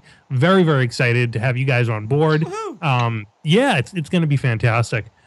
Big things coming up for Brews and Blasters as well. Of course, that's going to be really, really exciting. I'm excited for Civil War. We haven't really touched on the Marvel too much, but man, I'm really excited for that movie. I'm a huge fan of the Russo brothers and what they've done with Captain America. That's going to be great. Excited for Rebels, the end of Rebels Season 2 and the beginning of Season 3 in 2016. That's going to be really, really exciting. I love that show, and I can't wait to see where our little team, ever-growing team, I guess I should say, ends up. Yeah. Awesome. Yeah, I'm looking forward to that Ahsoka Vader battle. Oh. I'm looking forward to in Ahsoka 2016. is so cool. Yeah. Oh my gosh. But you know what? Okay. I also had Captain America 3 on my list for 2016. Civil War? Yeah. I'm so excited about that. And I'm kind of excited to see what's going to go on with Batman versus Superman. Because they're trying so hard. They're trying so hard to be another Marvel. But from the trailers I've seen, it just, guys, you're trying, take out 15 characters. And then it'll be a plot we can follow. I'm looking forward to these superhero films. And, of course, I am so much looking forward to Rogue One. And it's a storyline that we've heard about since 1977. Yes. I'm so looking forward to seeing how they bring back Grand Moff Tarkin. There's been a lot of rumors they're going to bring him back CGI. Oh, wow. Kind of like they did with Dumbledore in one of the Harry Potter movies. Yeah. It wasn't so much CGI, but taking his image and manipulating it because the actor had passed away. Right. Or am I thinking of Gladiator? No, they did it with Dumbledore a little bit. Well, you see where I'm going with this. Yes. And I'm also looking forward to the episode 8 hype. I want to see where they're going to take this, and I want to see what they do. Will they build off of the episode 7 hype? Because it was just so massive. I can't see them rolling this out every 3 years, as opposed to, this was the big coming out party. In the next couple of years, we're going to tone it down like they did with Attack of the Clones and Revenge of the Sith. When Phantom Menace came out, it was just everywhere, and they toned it down a little bit. But for 8, well, it is Disney. Yeah. So, we don't know. I'm very eager to see how they're going to start marketing episode 8 and when. Yeah. Now, you know what? I want to go back a couple of seconds to one of my big disappointments of 2015. Okay. The fact that we did not get a Rogue One trailer at the beginning of The Force Awakens. That was a disappointment. That would have been good to have. To tie this into what we're talking about now, I hope we see some kind of a teaser in front of Rogue One for episode 8. Because it'll just be a 5-month span before we see it. Yeah, it'll be... Wow. Holy buckets. Yeah. So those are the things quick. that I'm looking forward to. As you can tell, I love hype. A lot of people say too much. Like, no, bring it on. Yep. Not you don't want enough. it to stop. Do you think we'll see a Rogue One trailer or a teaser maybe in about a month and a half? Yeah. To get people back into theaters? I could see that. Or even with Captain America, the Chris Civil War. Pine movie. No, even the Chris Pine movie, January 28th. I think that'll be too. Even though they already have one chambered that we saw at Star Wars Celebration Anaheim, I think they could roll it out at any time. But I think they're going to wait until Captain America in May. That's the start of the summer movie season. So why not kick it off with Star Wars, the way where Star Wars should be in the summertime? I guess. Well, we'll find out. Exciting. All right, now let's hear about some of the personal goals we have for 2016 to wrap things up here. Tricia, what's one of your personal goals? I have a lot. And surprise. But my recommendation for people is to write your goals down. Always have them, because then you see them and can obtain them. I'm going to keep going on the writings that I've been doing for Star Wars Insider, and now I get a chance with Pop Sugar to write more about it, but talking about the hero's journey, the shift into incorporating a heroine's journey into that. And it's amazing how much people,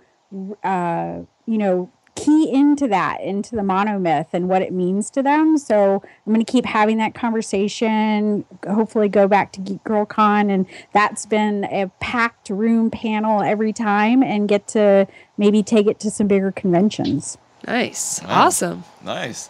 And very obtainable too. Mm-hmm. All right, Bryn, what's one of some of your goals for 2016? I am terrible with goal making, so my goal is to make some goals. Nice. All right, there you go. Okay. All right, Joe? Oh, man. I think it's... I want to write more. I feel like with the way RetroZap is scaled, I haven't been able to sit down and really write as much as I want to. And I have so many ideas that are on paper and notes and lists that I really need to make some time for myself and just make sure I get down a few thousand words a day, off of work hours, because that's what I do. That's what I do all day, and then I get home and I'm like, other things come up. Yes. So I think my real goal is to make sure I'm writing every single day.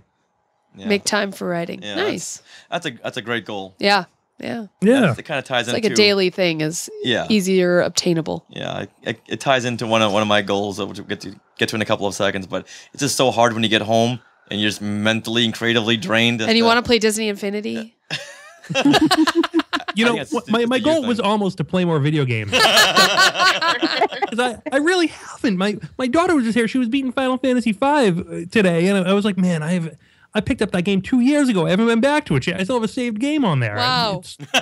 I gotta get back to playing more games. Nice. All right, Sarah, what's one of your goals for 2016? Well, I am super excited for Skywalking Through Neverland and Fangirls Going Rogue, and I'm excited to create more designs and buttons and things for both of those shows. That's like one of the things I love to do, and like it's just exciting to have our own things that we're working on and to be able to contribute to that in a creative way is one of my favorite things. Plus, I always see how much you light up when someone sends a picture of themselves wearing one of your shirts. It's amazing. I love it. Yeah. So yes, that is one of my goals. So we will have more things with BB-8 on them. Pretty much. Yeah, That's a big seller. BB-8 as a Valentine heart, BB-8 as an Easter egg, BB-8 at the beach. Oh, BB-8 and Who Jibs. Oh, wait, I already did that. All right. Yay! Possibilities are endless. Yep. Now, goals that I have for 2016 is to really broaden out Skywalking Through Neverland, and I'm so happy that we're going over to RetroZap because RetroZap is just a mecca for a lot of pop culture and for blogs and for podcasts. And Joe, I think what you've done over there is just fantastic. Thank you so much. It's very creative and just inspires creativity, and I hadn't been doing a whole lot of writing, which is what I was doing before we started Skywalking Through Neverland, and I kind of miss a whole lot of the writing, but now knowing that I can just send something over to you for RetroZap, it really excites me, and that's what I really want to do, get more writing underway, and spin-off. We're doing another spin-off from Skywalking Through Neverland called Classic Marvel Star Wars Comics with Randy Martinez. I thought you were going to bring a new one on me. Man. But yeah. So that's going to be a whole new... It's becoming its own show because it's just gotten too big. Yeah. Yeah, and we're going to do more step-in times, remembering Disney's classic matinee movies. And I would like to get into like what Tricia has done. And Tricia, good Lord, that's what you've done with putting your name on Star Wars licensed books is just fantastic. Is just a dream come true, and I can see how much fun you have with that when I see you at book signings or when someone's yelling all over Star Trader about your book. I don't know whoever does stuff like that. You know what? When people are we've seen it at Star Trader, people pick up your books and just start yelling and shit. Oh my God, it's Tricia Barr. Yeah, I'm sure it's embarrassing for us. I'm sure it's embarrassing for you. I don't know why someone would do that. You just did it because you liked watching me crawl behind. That was awesome. That was one of the benefits, yes. Yes. Although I have to say that it's much more fun to watch you convince the lady behind the counter to let you test drive Kylo Ren's lightsaber. That was funny. Yeah, my belief. She was like, I don't know. My belief is you push as far as you think you can get, and when you can't get any further, keep on pushing. That's my hashtag. All right, now to really wrap things up, let's talk about where we can get a hold of each and every one of you in case someone, a Skywalker, wants to reach out and say, hey, I like what you said about this or that. Tricia, where can people get a hold of you? I am on Twitter, Instagram, at Fangirl Cantina. You can find pretty much everything that I'm writing and where I'm writing it on fangirlblog.com. I post all my stuff there. So, and everything I write gets posted on Twitter too, at Fangirl Cantina. Nice. All right, good deal. Joe, how about you? You can find me at retrozap.com. You can find me on Twitter, retrozapped.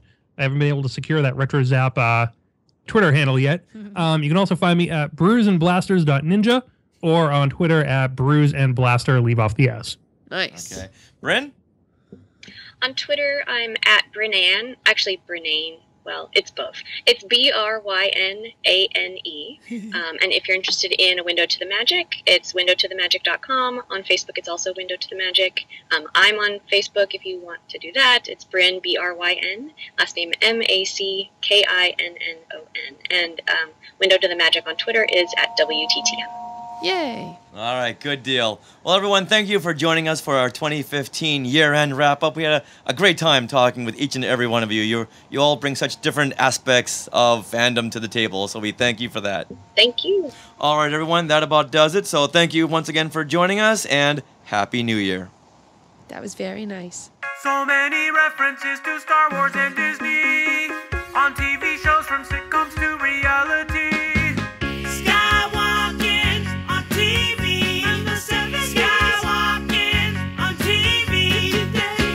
With so many great comedy bits on late night talk shows these last few weeks, I think this one takes top honors in creativity. Now, on Monday, December 21st, The Tonight Show with Jimmy Fallon commemorated the success of The Force Awakens by editing together clips from the original trilogy, the prequels, and the Star Wars Holiday Special to form a video for the Bee Gees' classic disco hit, Staying Alive. Well, you can't tell. By the way, I use my watch. I'm a women's man. No time to talk. Music, blood, and women. I've been getting around since I was born. It's all right. It's okay. And me. What? The way. We can try to understand the New York Times effect on men. Whether you're a brother or whether you're a mother, you're staying alive. Staying alive. Heal the city. Everybody shaking. Staying alive. Staying alive. Staying alive. Staying alive.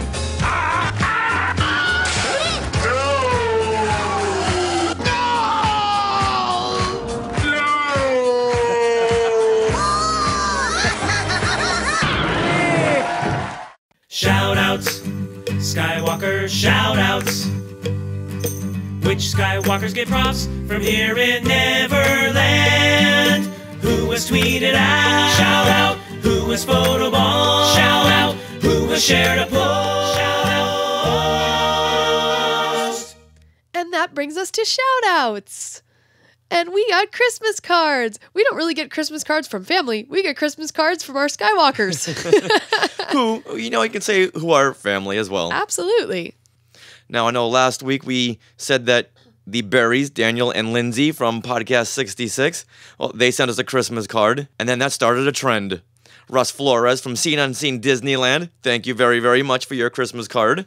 Tracy and Scott Morris from Disney Indiana Podcast sent us a card. The Chickafants. David, Luann, and Emmy Mandervilles. And from the Endorcast, Donald and his lovely wife Roxanne Wicks. Jedi Schwa from Techno Retro Dads. The gang over at Rancho Obi-Wan. And Juan, our mailman. Thanks, Juan.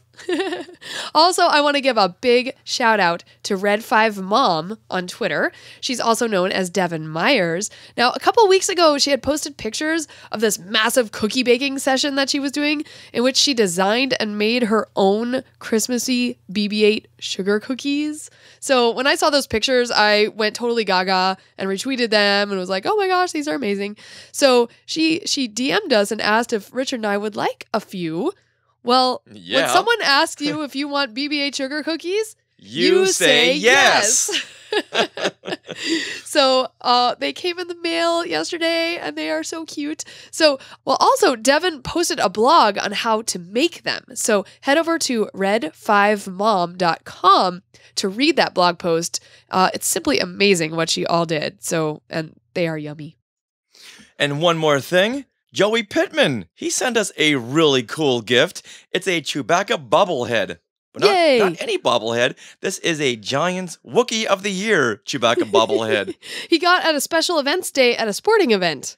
So that's super cool. Oh, the San Francisco, gosh, what team is that? The Giants. Okay. How did I know that and you didn't? You know what? Because you're looking at the bobblehead? At first, I didn't know this was a sports-related item. Uh-huh. Giants. I just thought, okay, it's a giant Wookiee. But no, then there's the sports logo down there. See right there. It says SF for San Francisco Giants. Aw, Wookiee of the Year. But it's really cool because it has a great sculpt to it. Yeah. So, Joey, thank you very much for this. This is a really great gift, and we appreciate you sending it and going out of your way. And we thank everyone for their Christmas cards and their gifts and their cookies. So, everyone, happy holidays. And now, let's announce our Skywalker of the Week. Lacey Rampage. Congratulations, Lacey. We had a great time meeting and hanging out with you during the whole Force Awakens sleepover fest over at TCL Chinese Theater IMAX 3D. Laser. Yes, at liningup.net. So, yay, Lacey was actually one of the not sponsors. What is that called? Organizers? Organizers, thank you. And she was on the podcast that liningup.net put out throughout the line. So for all the tireless effort you put into liningup.net, you deserve the Skywalker of the Week as composed by Rob Dellinger. The John Williams of podcasting. Now, we cannot have a holiday episode of Skywalking Through Neverland without including this next Christmas classic by my favorite band, The Monkees. So here is my favorite Christmas song, brilliantly sung by Mike Nesmith, Mickey Dolenz, Peter Tork, and Davy Jones. Riu, riu, shiu, la guarda ribera, Dios guardó el lobo de nuestra cordera.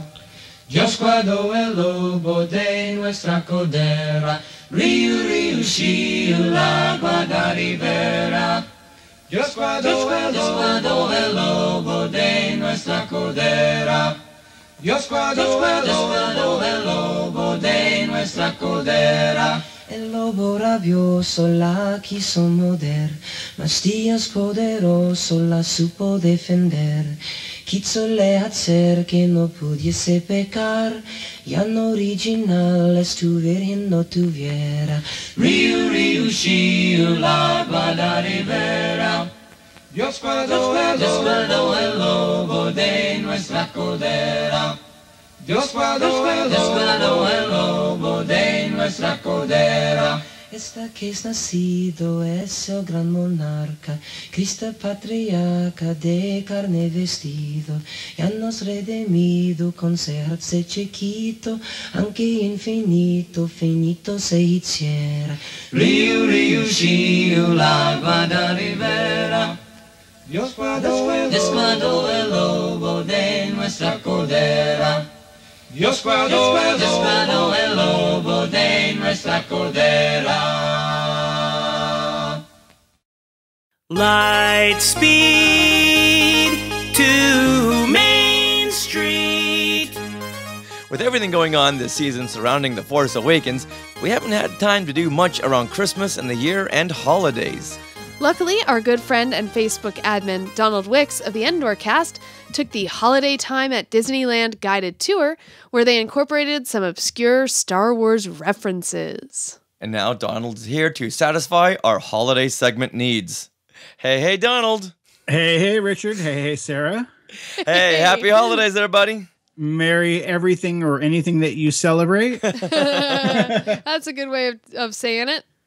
Now, you know what? I'm sure most of our listeners know who the great Donald Wicks is, but for those few who don't, give us a little background on yourself and the Endorcast podcast. Oh, well, awesome. Yes, I am the Facebook admin, one of the Facebook admins and content creators for Skywalking Through Neverland. I also have my own podcast, which centers around my being a member of the Rebel Legion, located up here in Northern California in Endor Base, and that show is called Endorcast. Awesome. And you're high up in the membership now, right?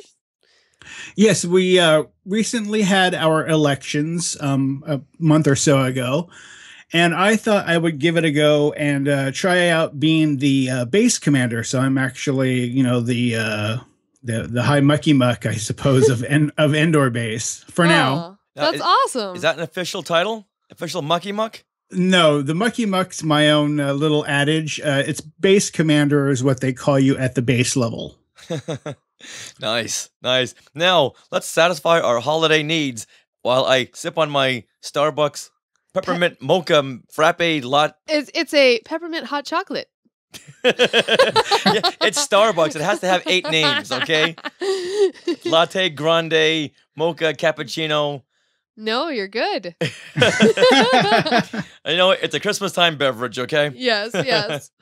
Now, you just took the Holiday Time at Disneyland Tour. Now, you were telling us a little while ago that they were rolling in some Star Wars themes and ideas. Yeah, my wife and I recently went to Disneyland to celebrate not only our anniversary, but her birthday. Happy birthday, babe. And as a special treat for ourselves, we decided to take the holiday tour at Disneyland. And I'm really, really glad that we did. There was a little bit of a Star Wars addition to it that I had no idea that they did. Yeah, so we've taken this a couple years ago, and I don't remember anything Star Wars. Do you, Richard? Well, that was a couple of years ago. I know. Now everything is Star Wars. I remember sitting in front of It's a Small World and drinking hot cocoa that they gave us with cookies or something. But so what did they do? Okay, well, obviously, for those of you that have taken the tour, you start off right near the gazebo in the front. You have a guide that basically takes you around Disneyland and tells you how they celebrate the holidays and how they implement holidays into some of their attractions and the decorations.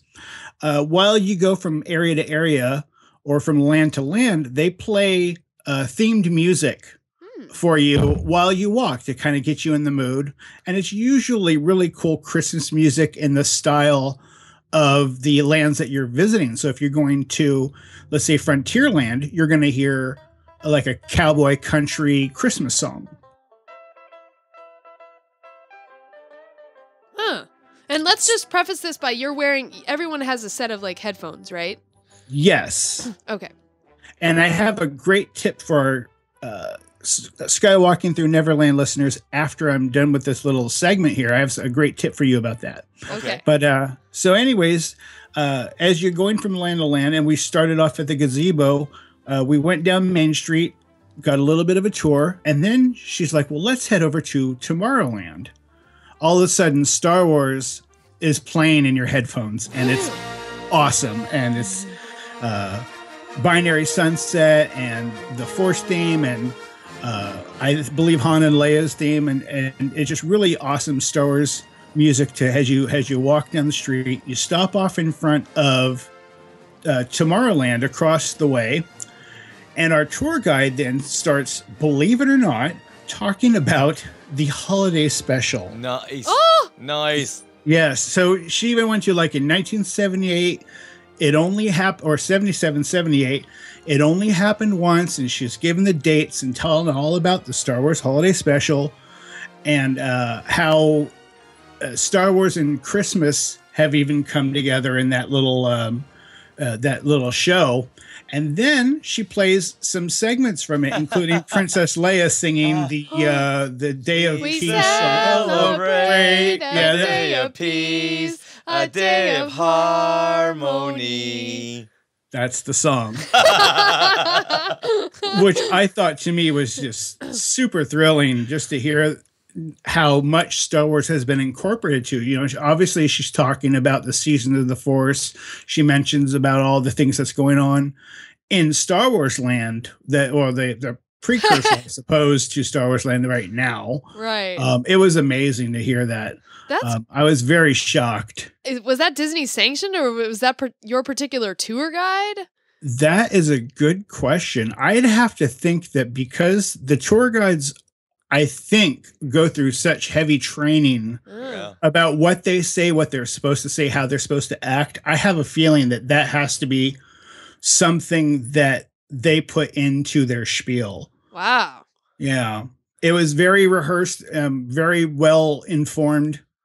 Right. There's this lady knew a lot about the Star Wars holiday special. I'll tell you that. I mean, I think she even mentions Life Day. She's like, it's the story of Han and Chewie trying to celebrate Life Day. And it was so awesome. That's almost worth taking right there. Yeah.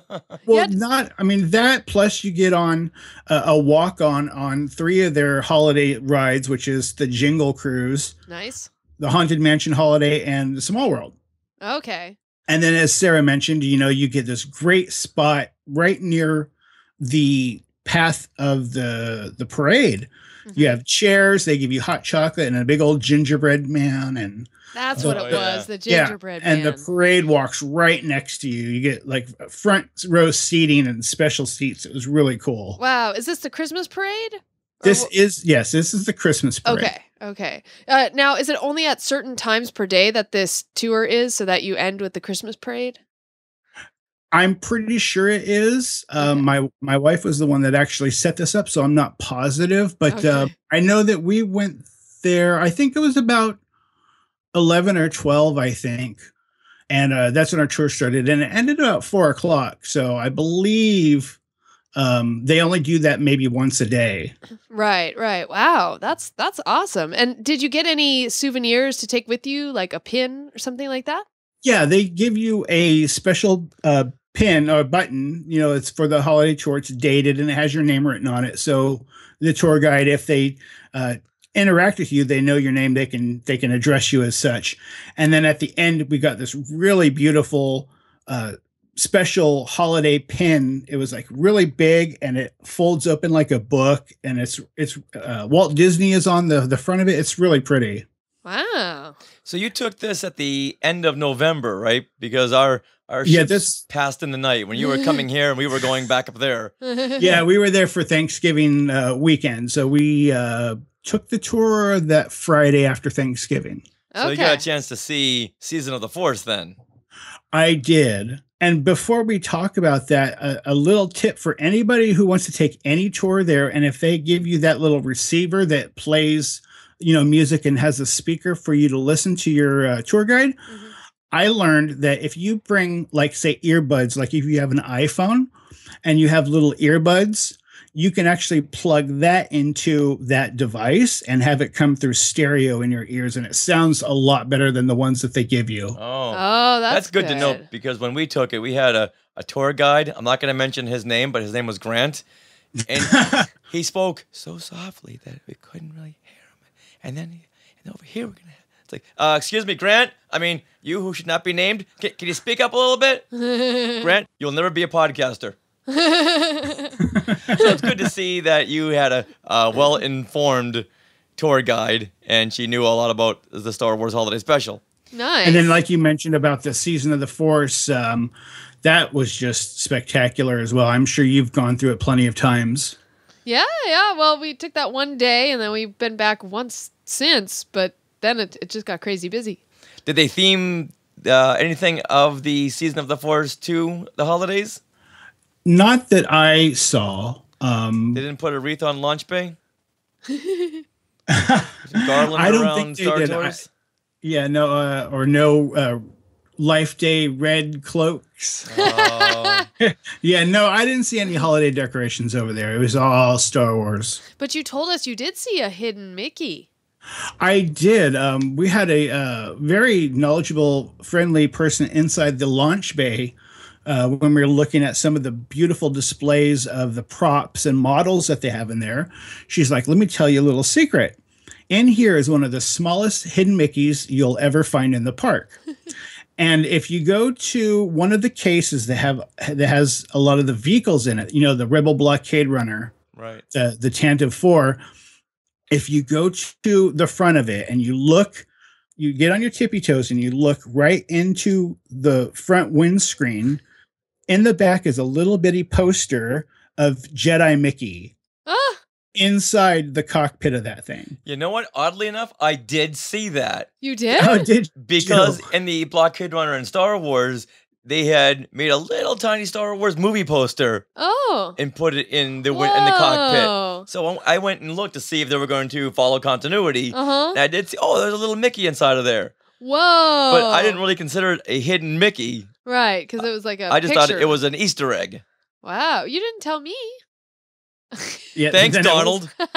Sorry. Well, she told us it was a hidden Mickey, and that's canon for me. That's awesome. Wow. Did you get a chance to hug Chewbacca? I did. And actually, that's my current Facebook profile picture. I have a really fantastic image of me giving Chewbacca a big old hug. He's so soft and fluffy. Aww. Yeah, it was really cool meeting him. I've never met a Wookiee before, and so that was quite thrilling. So now, what do you get a Wookiee for Christmas when he already owns a comb? A brush? Nice, he said. Hairspray? Hairspray, yeah. Now, were there any other holiday-themed rides at Disney? I know you said the Jingle Cruise, and there was the It's a Small World. Yeah, no, it's the usual suspects. It's the Jingle Cruise, which I think now is in its, second or third year? I think it's the third year this time. Yeah. Third, yeah. So that, the Haunted Mansion Holiday and the Small World Holiday. Right. Well, okay, so you mentioned something about the Chase Disney Visa members. Yes, that was another awesome experience that they have there at the launch bay. Now, I'm sure many of you who have the Disney Chase cards have gone over to DCA, and there's a little section there over by the Mad Hatter where you can do a character photo, and then they give you a certificate for a free 5x7, right? Yes. Well, they have this same thing over in the launch bay. They have a special character meet and greet for Disney card holders only, but this one is actually only the credit card. It's not the ATM card. So keep that in mind.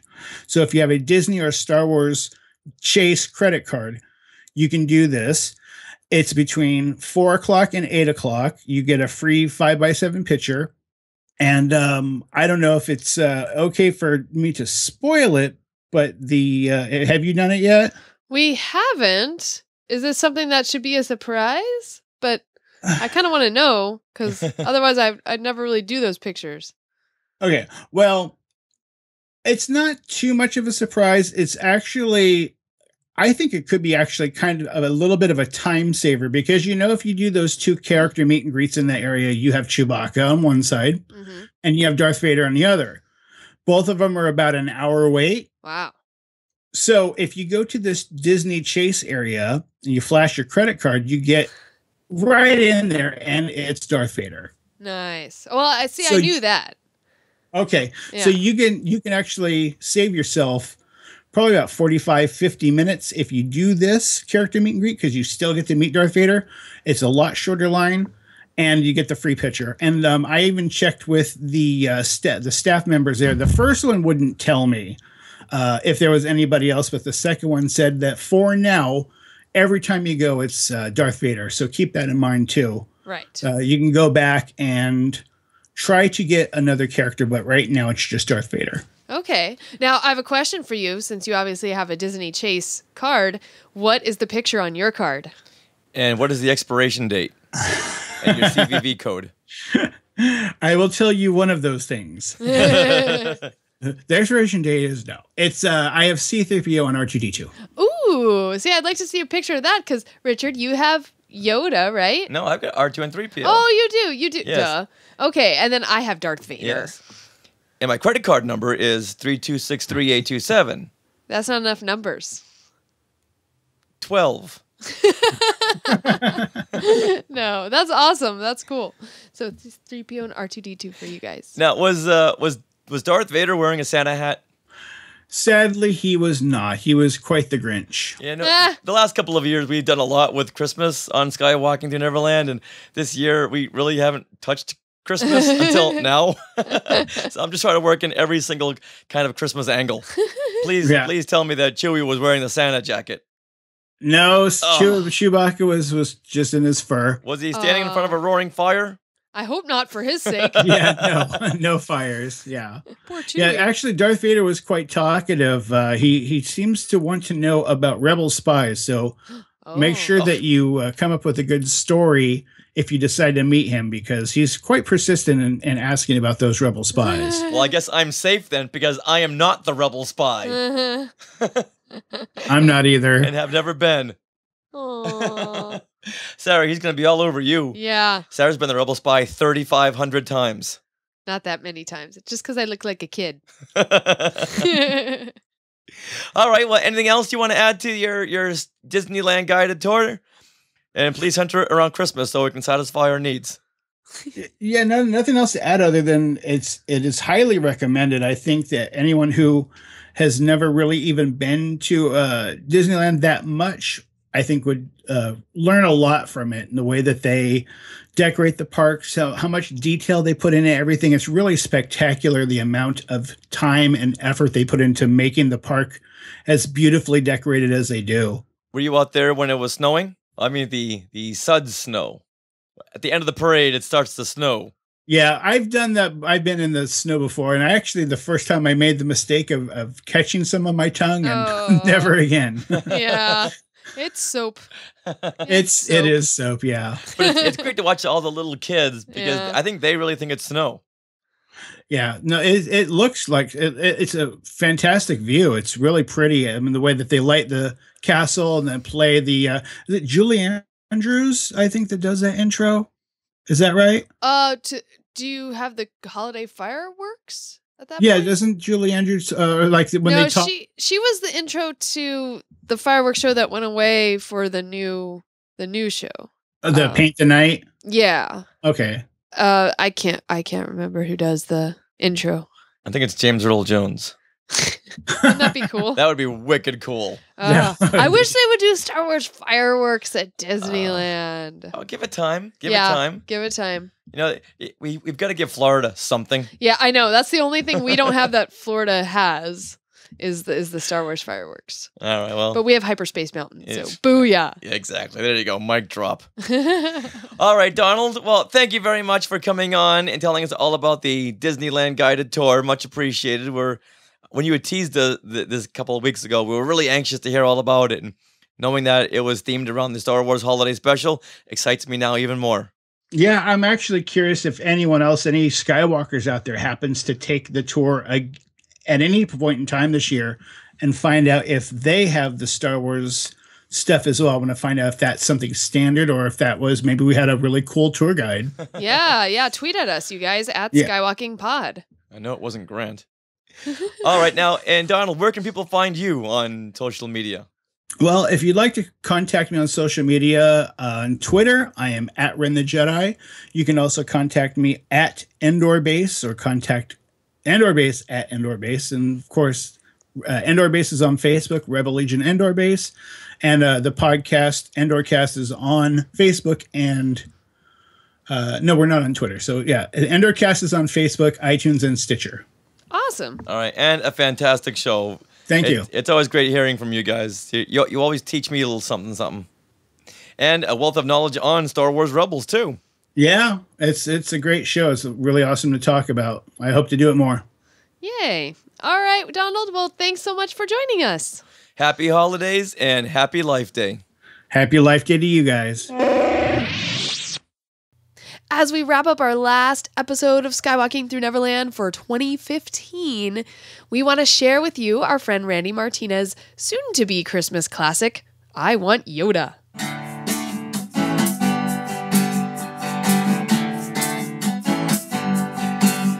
it was Christmas when I was just 5 years old. My mama told me, you better do what you're told. 'Cause you know Santa, he always finds a way, yeah. If you're good like you should, well then maybe he'll bring you something today. So I told her like this, I said, hey mama, it's just one thing that I need. I've been a good boy all year long, I've done the things I'm told. So won't you tell Santa, please? Hey, and I want Yoda. For Christmas this year, I want Yoda. No, not the action figure Yoda. I mean the real freaking Yoda. Yeah, Yoda. Hey. You like that? What a perfect way to wrap up episode 105 of Skywalking Through Neverland. We want to thank Bryn MacKinnon, Tricia Barr, Joe Tavano, and Donald Wicks. So thank you everyone for joining in once again and throughout the whole year. And Skywalkers, thank you for listening. We love it. We love your feedback. Tweet at us at Skywalking Pod. So amazing. So now don't forget, we will be moving into our new home, retrozap.com. So you can find us there, as well as skywalkingthroughneverland.com and your favorite podcatchers. Now, everyone, we have our BB-8 t-shirt designs available at TeePublic. Now, the two designs that we have with BB-8 have been flying off the shelves. They're so cute. I have also created a Skywalker of the Week design. So much like when you become the Rebel Spy at Disneyland and have to buy the t-shirt then, I wouldn't know what that means. This Skywalker of the Week design is great for when you become the Skywalker of the Week. Lacey, I'm looking at you. Now, we also have links on skywalkingthroughneverland.com to her universe, and that has been a great sponsorship. Once again, if you click through our website first to buy from her universe, we all get a little slice of that, so it's a great win-win-win because you get what you want, and we get a little bit of, what is that called? Kickback? Yeah, kickback, yeah. So That's we can great. sponsor more giveaways and all the fun stuff that takes a little bit of change to put on. Yeah. So thank you, Skywalkers. And if you want to contact us during the week, just go to Twitter or Instagram at SkywalkingPod. And if you want to email us, that is share@skywalkingthroughneverland.com. And iTunes and Stitcher, sometimes we need some reviews on there. So if you guys want to send us some reviews our way, that would be a great Christmas present. So everyone, thank you for joining us throughout the year. Happy holidays, Happy New Year, and always remember, NeverLand on Alderaan. Some imagination, huh?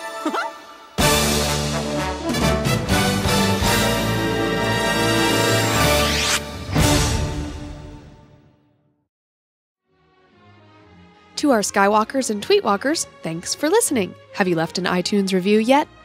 Skywalking Through Neverland is created and produced by Richard and Sarah Woloski. Segment producers are Dave Parfit, Dave Scale, and Norma Heitman.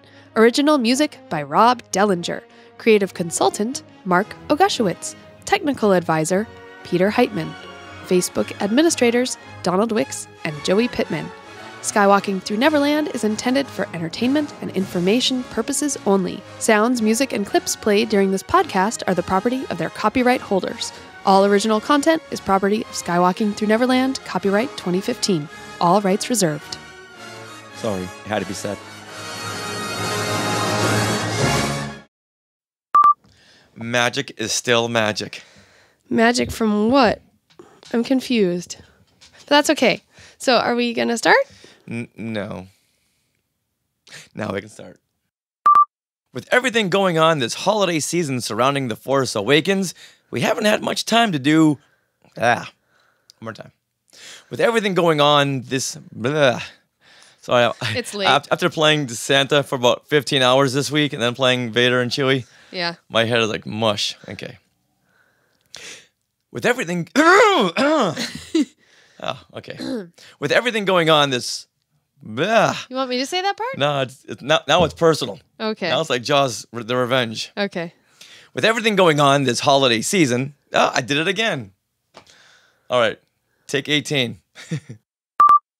Luckily, our good friend and Facebook admin, Donald Wicks of the Endorcast, took the Holiday Time at Disneyland guided tour and told us that they didn't pass up... Wait, what?